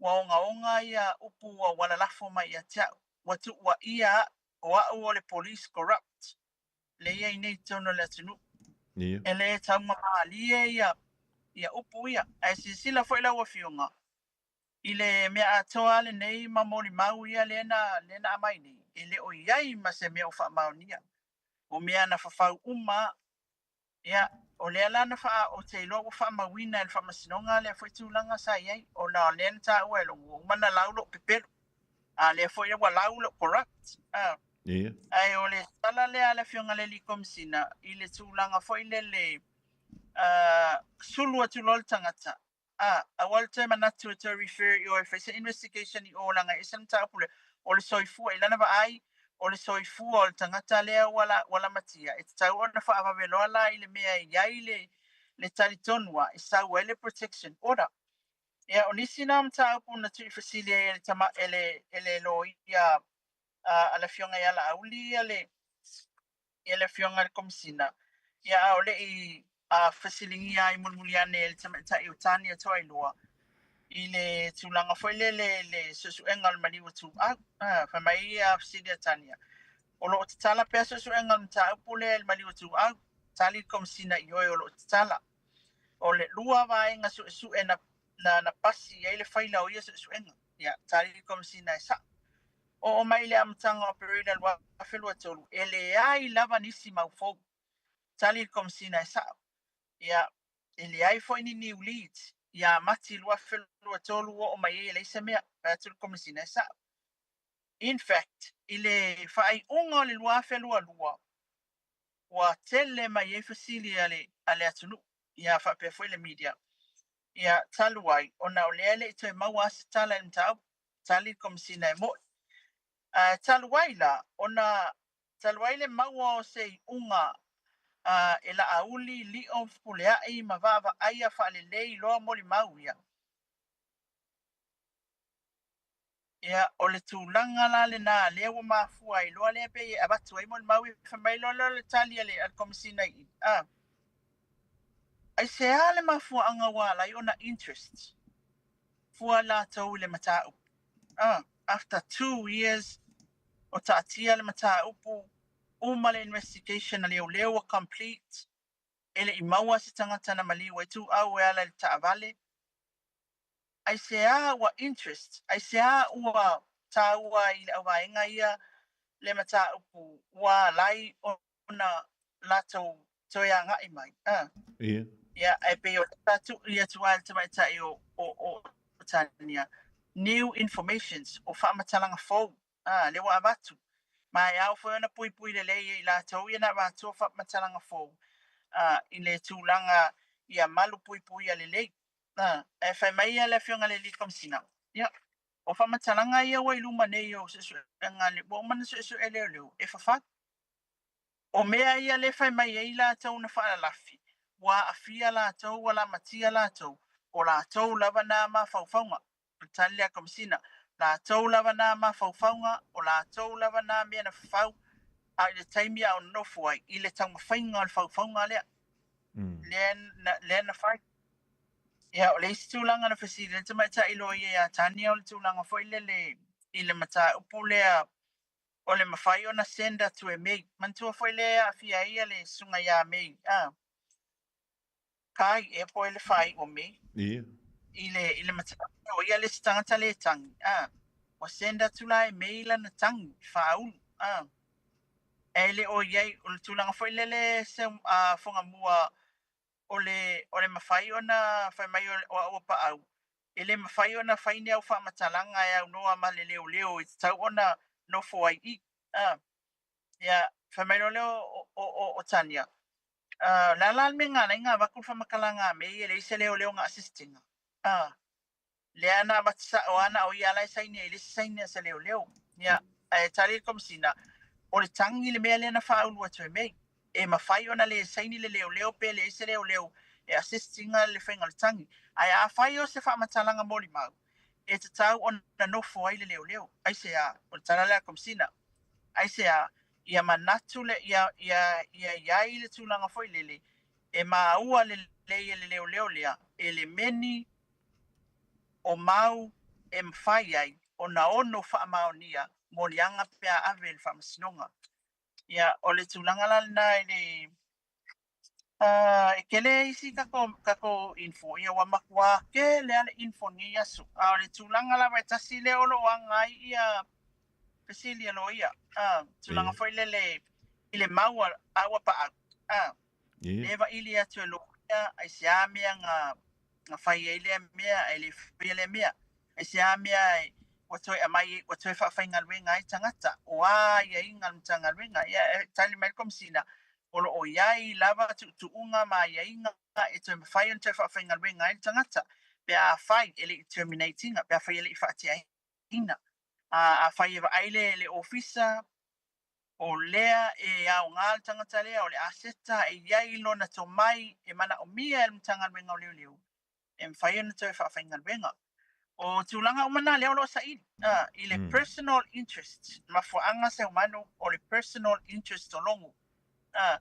Ilona so tanga fo yo ia ile mata upu pe yo na tau fa atata mai a foi ni le fa pe mai anga fa pe la kulali o wa ma wa ku kanga o ke ku e mauti no I promote or silina le li lo ia ya fa mai el tala o pa ele fai ale feelinga I se mata upu se tas pe ave ale nei case to se case ma fai ona fa pe e sa waia ia li ile case le tas na promote ile le eva ai ile ata atoa o le ngalu el tangata le o na ngava o na ngaluenga pesa le pesa e fai ele filifininga le pano ya peila o tulanga na le tu fisilia yelo yel terminate fiona le komsina fai ya si umi ne mantua o le asonga fua na fai ele le molimag fai unga la asonga fua na amata mai ona kolosi fo asolua le nei le wa solu wa tolu aso o le fiona le komsina ya ole ai ya fai ni fai lava ye fisilia lo ya mai le defense side mai le tu le o molia ila tu molia ai o solo nga manui ala val fatinonga o tato fa masinonga I tail tato officer ne isi o wa foi solo ngon foi le langa lena o ma o foi ana le la fisilia ni so tato o tunu ia tia pe sa me o fa sa mo ai komisina ele nanu langa molimak tulanga na e mole tulanga sila fiel tata watunu sa fasilingia le fiunga le famasino o le ale ngana e te mana o fatino ai la mole mag ngana Samoa po le fa Peritania ya na tali manino ya au pa e fatino le ngana Samoa o ia foi tata o fa li upu serious tara fa li upu is a tono tata o famasinonga nei te lawa tai se langa isi ko inga nga fasili mai fa mai la ka o mai I ole lumo salvala sone ngi me fa ngi ka komisi ya fa malulu watu ole mautino le ole manino le mo fa fonga al tato fa masinonga walto tele o tato ye e tapua io tangata Samoa ya ona fa alongo o mamal tato watunu ya itulanga umole ole mata upule nei ai o se report popo atu le na fonga moa man tato fa masinonga nei aso ile mai te wantu le mai ava fo ile le totele o le tu ai la to ia o lo moli el termine le o le ase le tulanga fo ile o lo so so ni le la to fina mai ele ai se moli mau ia ma tulanga ia o lo moli el tanga luenga le ila to e fa tau le fa nga so longo le ke se pe ni ile vai so mo mole ne oile fase le wingo le tala po le ale effect ia po le ale tulanga fo ile o le aunga ma le so ni tele o le to tele o lo ia ila to ia o le moli e le ile fina ngala le pe o na fa nga so le mo se vali le tolu aso ia o le la vai tu fsilia le le komesina o le matanga luenga o leo. Pe a fua la le ie. Pe ia na o le tasi ele lo ia nei tuantu I le matanga luenga pe a ea lilo mia. Ia, tasi lava na o le inafo ia masi lo ia fesoswani. I le tawawina la mataupu, le mataupu lea. I le fesoswani tele o le fesili, o le tui fesili. Ina ia whamaonia lele mori maku. Ele whapea na o le give evidence o na te ulola ia lea ele mwhai ona fesilingia. Ai o le au ngā o le fesilingia. Iai mea le na fesilingia el tātou atunuu. Iai mea o le fesilingia foi. El whamasinonga. E ta tau ona manino ma wha maala malama I le maulea. Ina ia au alava ne iai se tūlanga foi le masalomia ai. O se mauna whawhau, o se mauna ai ia matua whamaunia lelei, o le maulea, o le mausao ma atotoa. O le tūlanga na tā ua e le fionga le komisina e tā ua. Tūlanga foi lele o le tala le komisina le na whai. E lona ta tonunga matua se al fautuanga na ave li o whatau malama o se leo leo. Ta I leo leo inspector. Inspector si ni al mtanga albenga o leo leo. Na ave le fionga ia la uli al mani tua. Le mafua umai mea nei ai se o le tala au pa au o ia le leo leo. Malama le le tula fono ma le whainga o le suenga leo leo. E le mawhai ona e alu a mai moli mau ai ave whai mai ave oe e a whaini e whano no foma ma whasiringia elementa o whatuanga ma whainga whaiva. O lea iai le ofisa o leo leo lea lawa mau ai le tūlanga whai lele.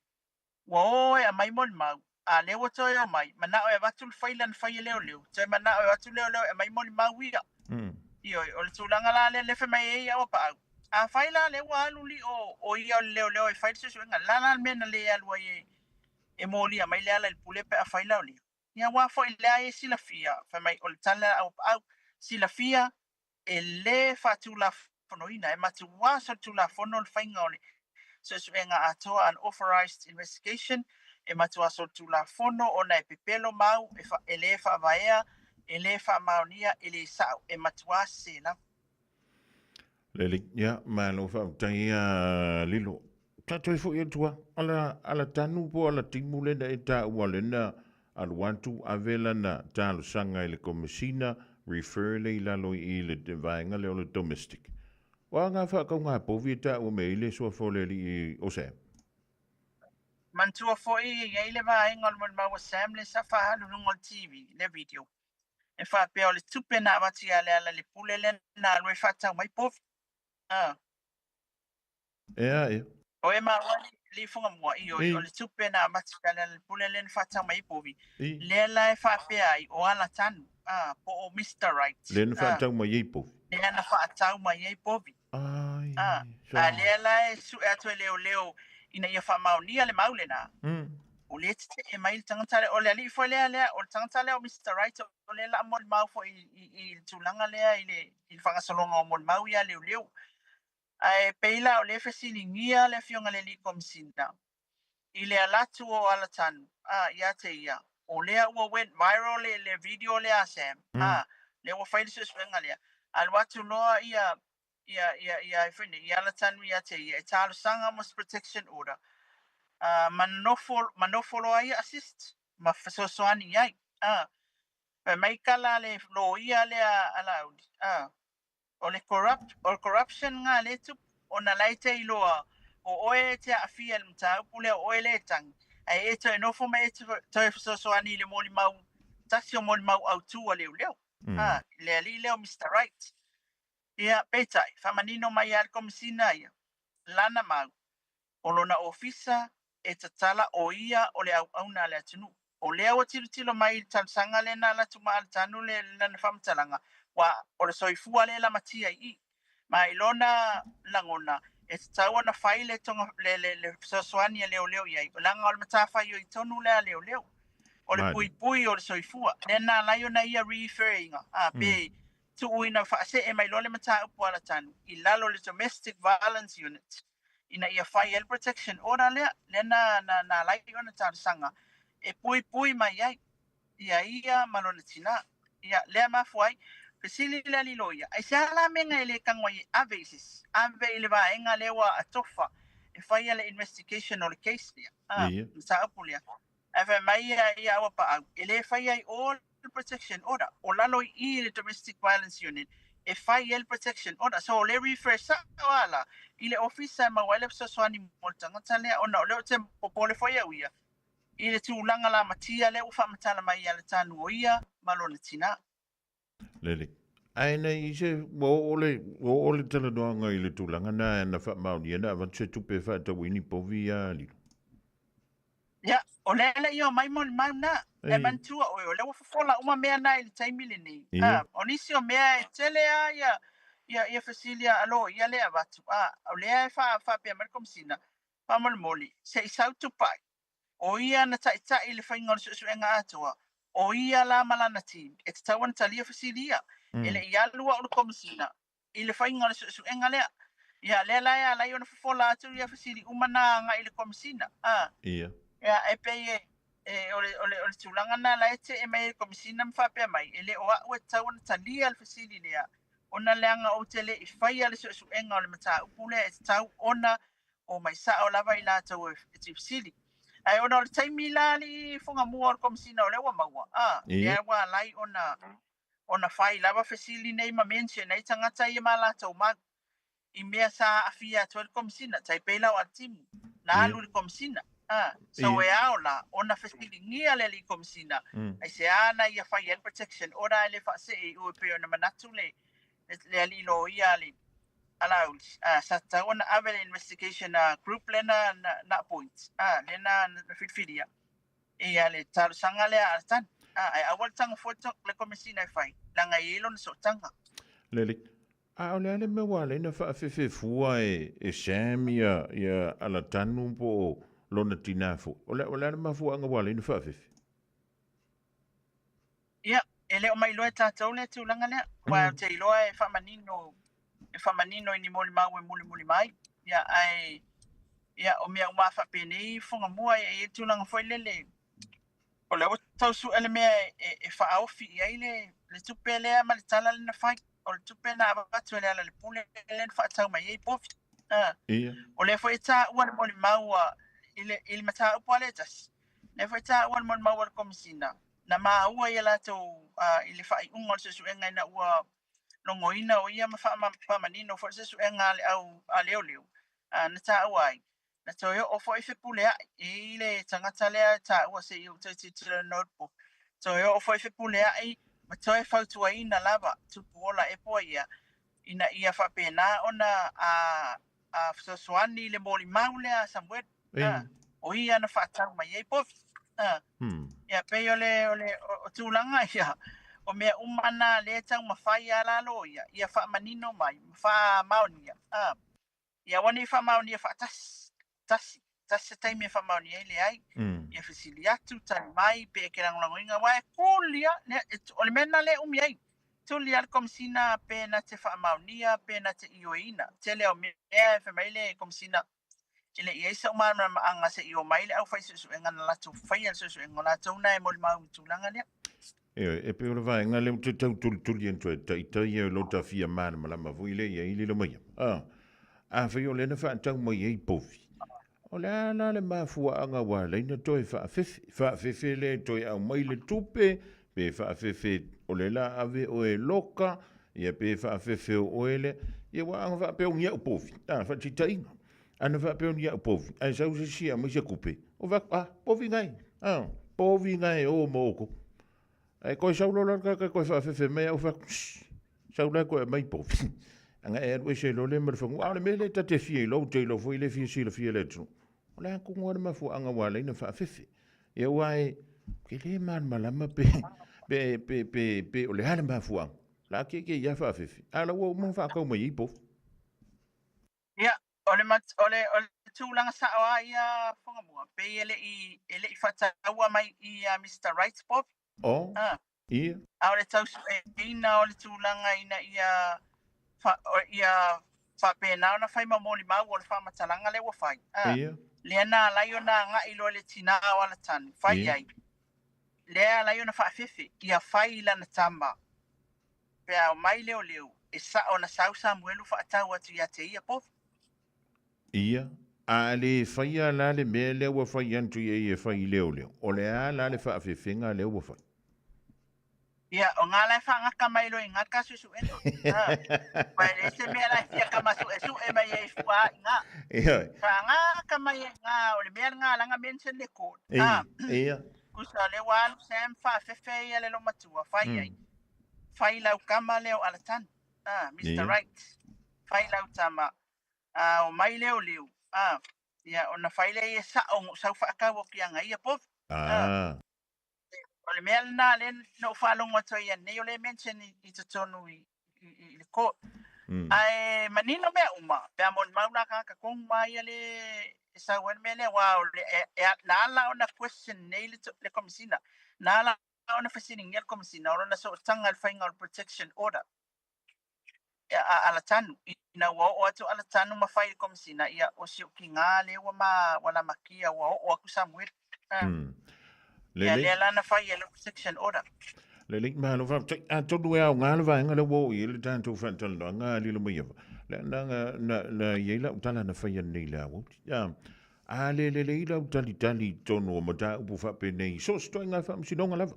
Ko se umange ua kōre maka upule ngā lenga le whamsino. A wala vea i lo ma le mori maule, teimi le. O le so si le fia i le tūla ngā li. Ya, mantua fo ia ole ia awala lo ia fai se i matau e fsinia usa si kai mi wa ku ai i maka kami mai ai ole lo ia kami mai o Vietnam o mai ai endi fo le question le kas kwa hit kong wa ia le maka upule le nga usa ola kirkilonga ia le fai ole mele fai kai o o le maua ia o le maunga la wai luma le whamsingonga le maua le komisina. Mari. A le o mai ngā la o kama ia. O mai lola ia lea. Le e lupu ia kama ia mea mai ang whai mai le komisina. So, e iei tactic. E iei awala lo ia ma o lātou tō mai whapitoa e tu i whasilia ina ia mawhai o na whamau nia le leia. E a isi mori mau whasilia kua.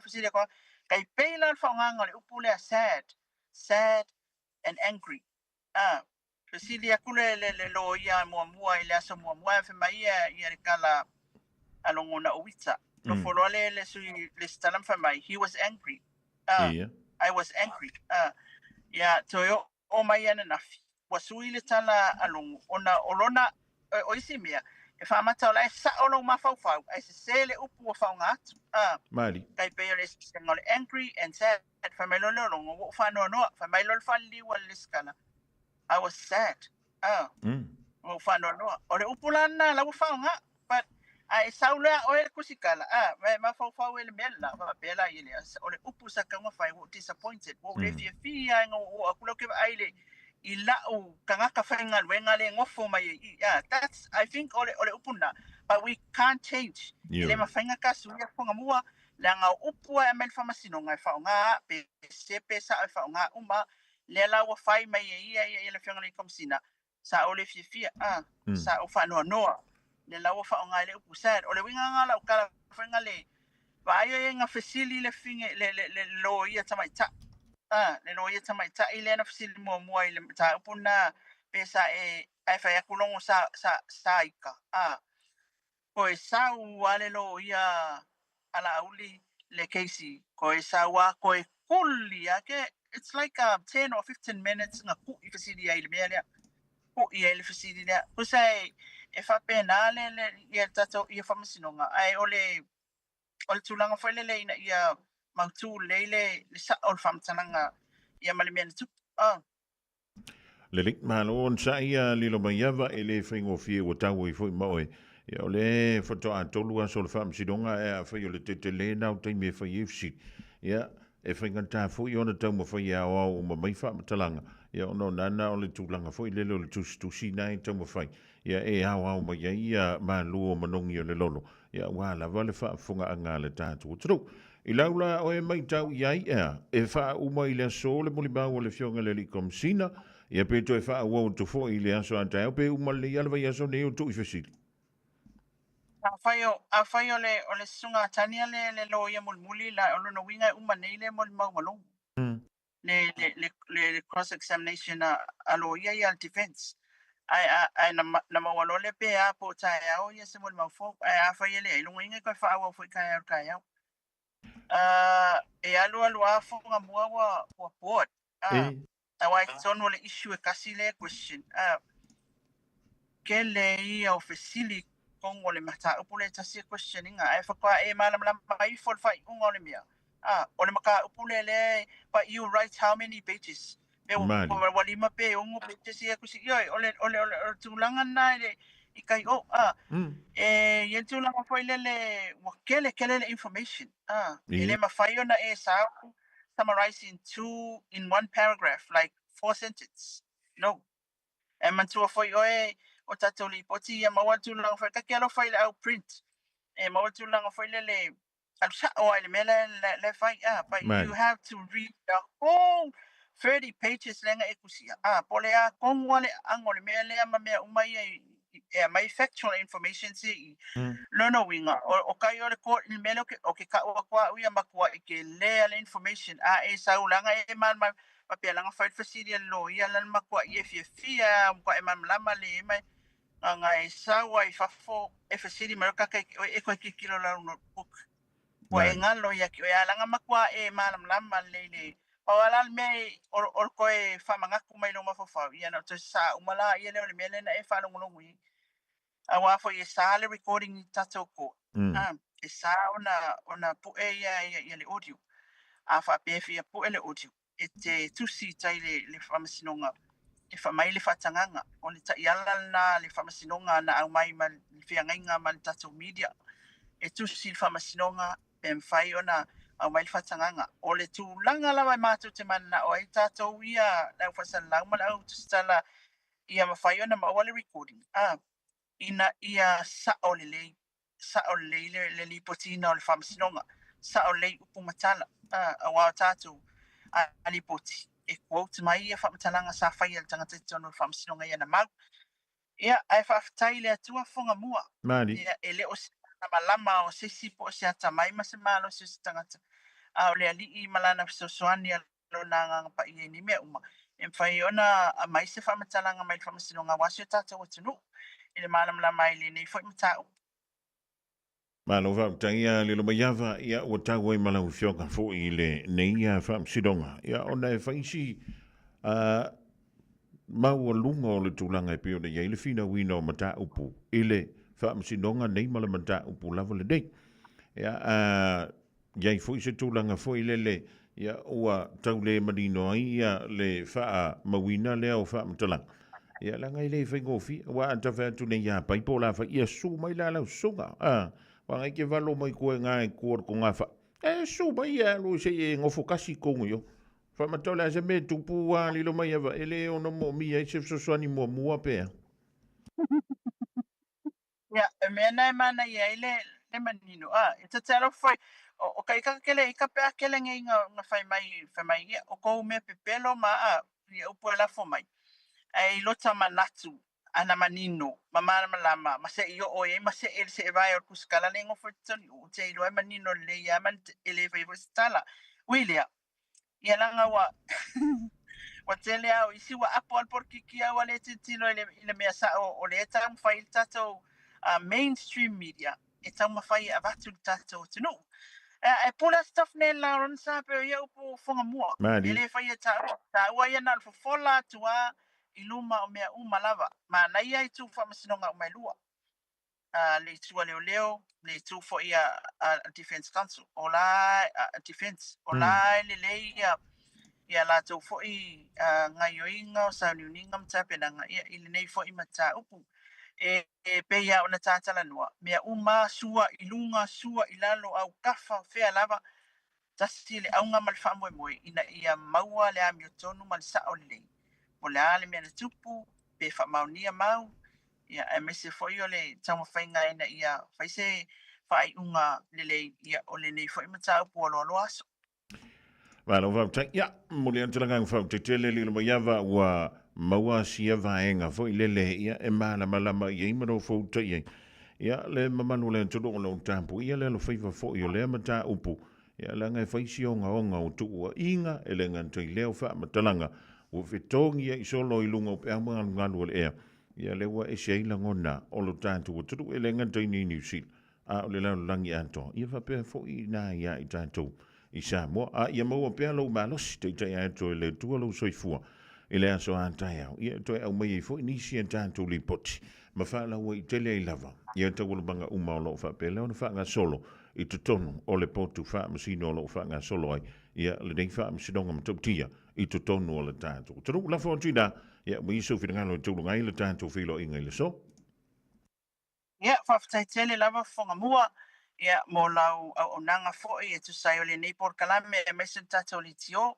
Ia, wala wasi o tātou tinu. Whaftai fōi sa mo e lau tapo inga. E le atoa lava i ai le wa al tau tai. E lava i na tele ia mea fōi mato mai manga wa. Ia le mea e whapena o na sasi masise ai fōi. I le ato toa i tangata. E pau se tau mawhainga mo le nei aso. Ia, awa fōi se tātou tinu umain whamasinonga. Manatu ia olo o ia ile tai au le lei o le ali no mana ia pe apule alo fa mo le atu ro soifua mama o ma fonga mua e ona tata te pe nei foi la ia le awa lava le nei mata upu ma na ia pe o tai au ia we se mo ni ma fo ina i tata fa alo longo i fo i se isi tu o le nei fo i fa masnonga ai mo tai nei man ia tele la fiafi fonga mua le tu te fa wa pe na fo i na ai ngo se tata tunu o ni usila e mai se ia tunu ma o ala la tai ia alofa le atua whamanui atu ia o tō uma ia e mai se o tō ainga tātou whiloa ili alofa maleanga leo le ali ia tai au tō whāsoifua. Soifua ma ia manuia le fianga ia lilo mai ava mai na vai le sui o le tātou wala leo ngalu e mai tono le tātou o tō au talaina ia tō rubanga o le whaamsironga o lo whaanga solo mo le lima vai a soi tono le tātou o tō. Se i oblia le afu ia le aso antai au i le lofo le tua tātou toi vai ili fui le po anisi me fo. Wala vale long pu yeli yol topa ia mal to man to is futol mi dute tali tu lai fa. Radio Samoa tasili mai batolu amo. Radio Samoa tasili mai batolu amo. Just think a minute. It could change everything.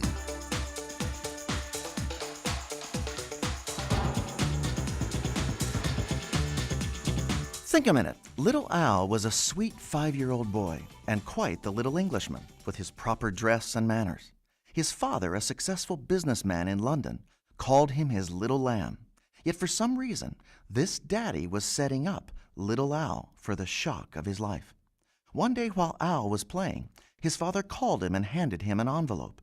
He told his little son to take the note down the street to the police station and wait for the police chief to read it and reply. Little Al was proud his daddy had given him such an important mission. He ran as fast as his little legs could carry him.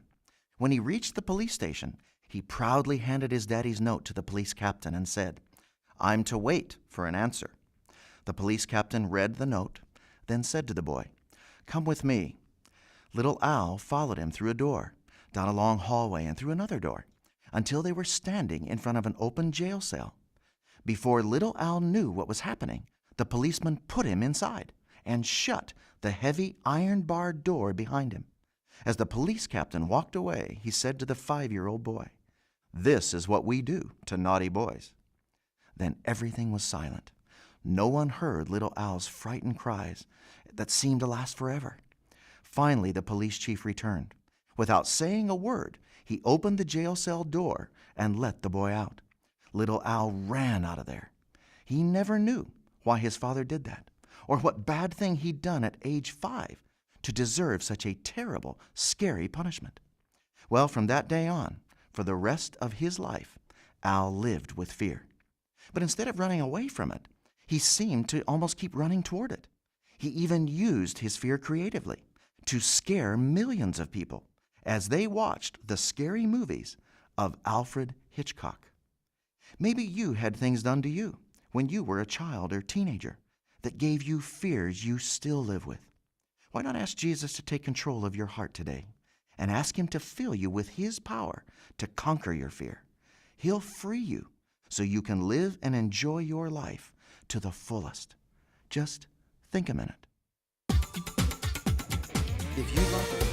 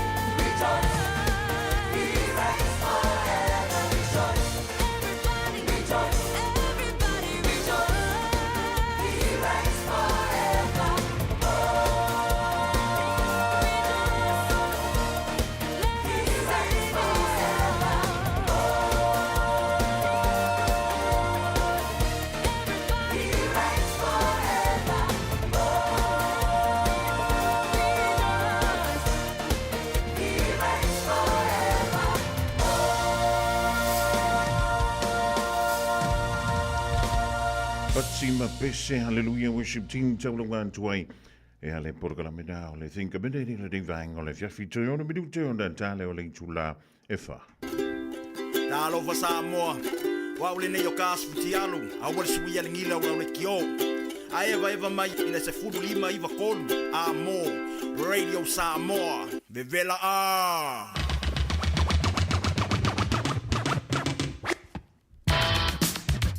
Ua o mai fo ile si ui o le tautua mo e sa mo le reia so lulu le so le tupu o nga tonu nga le mo le reia o le fo o le nei vai so muli o le masina o me lua fe lo lim ma lo le fo la ma lo le on sai ma lo foi e le fa ma lo si tute ma nga wenga e pe o le finga ye ma lo o topa ia ma lo to ma lo talo sia e o le na wa mo le fa na una ya nga i o to piki mai le tu wa yo a onga le reia wa li fa ma lo o le aso lulu, le aso ngangana o le tautamali. Ia i lau whaafonganga malai na lau mai tamai e poto ala tautai e le taimi e sasi ei lana wa ai. ua mai al tanto pol kalame e pero so tai tuai sa mo tuli ta mai le wa ulia tai pa tanto ulia ile lo fa malanga le yo le tua aware ngano pol kalame o le malu I fale te pero mai ile fa tua ya e mele palamo o le au nanga na le loan market ia marisi fo yo na malo o le fa pele ona fa tasi mai lunga o le pol kalame nga ngai fo favor ma le fionga ya le anto severe ya e mo tanto le fo sound yantu mole talonga il po na ding talonga mo on le state of origin il vale o New South Wales fa before ya le au malosi mai kuile selani ya o le bela wala walunga kembriki fa mai ua fa o ai alo matamba fa na wala Pasifika e mai sele tanto I New Zealand ya le talonga po le tam sango le state of origin ya mara tuba sale le mela ko e fai lunga le malosi e fai lunga o tula fono ia mai fai foi I lunga o le tūlanga e pe ona iai ia le mo mio ala matama whana wala Pasifika lea ua lautongia mo le state of origin ila nei tūsanga ia o tō mana alo o malawa matama whana wa Samoa po o whea lei tuata alo ai o tō I le po ana nei o tō mana se kauku mama ingai foi ia le alu I lunga o koko mawalunga marasuka ila nei vahenga le fiafi ya maruia le fenga yema la singo tolo le vaenga le fiafi maruia le toma tanga le fionga ya le antawa ya maruia foi ya tafaonga o tutoi nga wenga o lo a waya tielo tanto tru to no se manu fonga mua maruia le fiafi manatua fala au lo please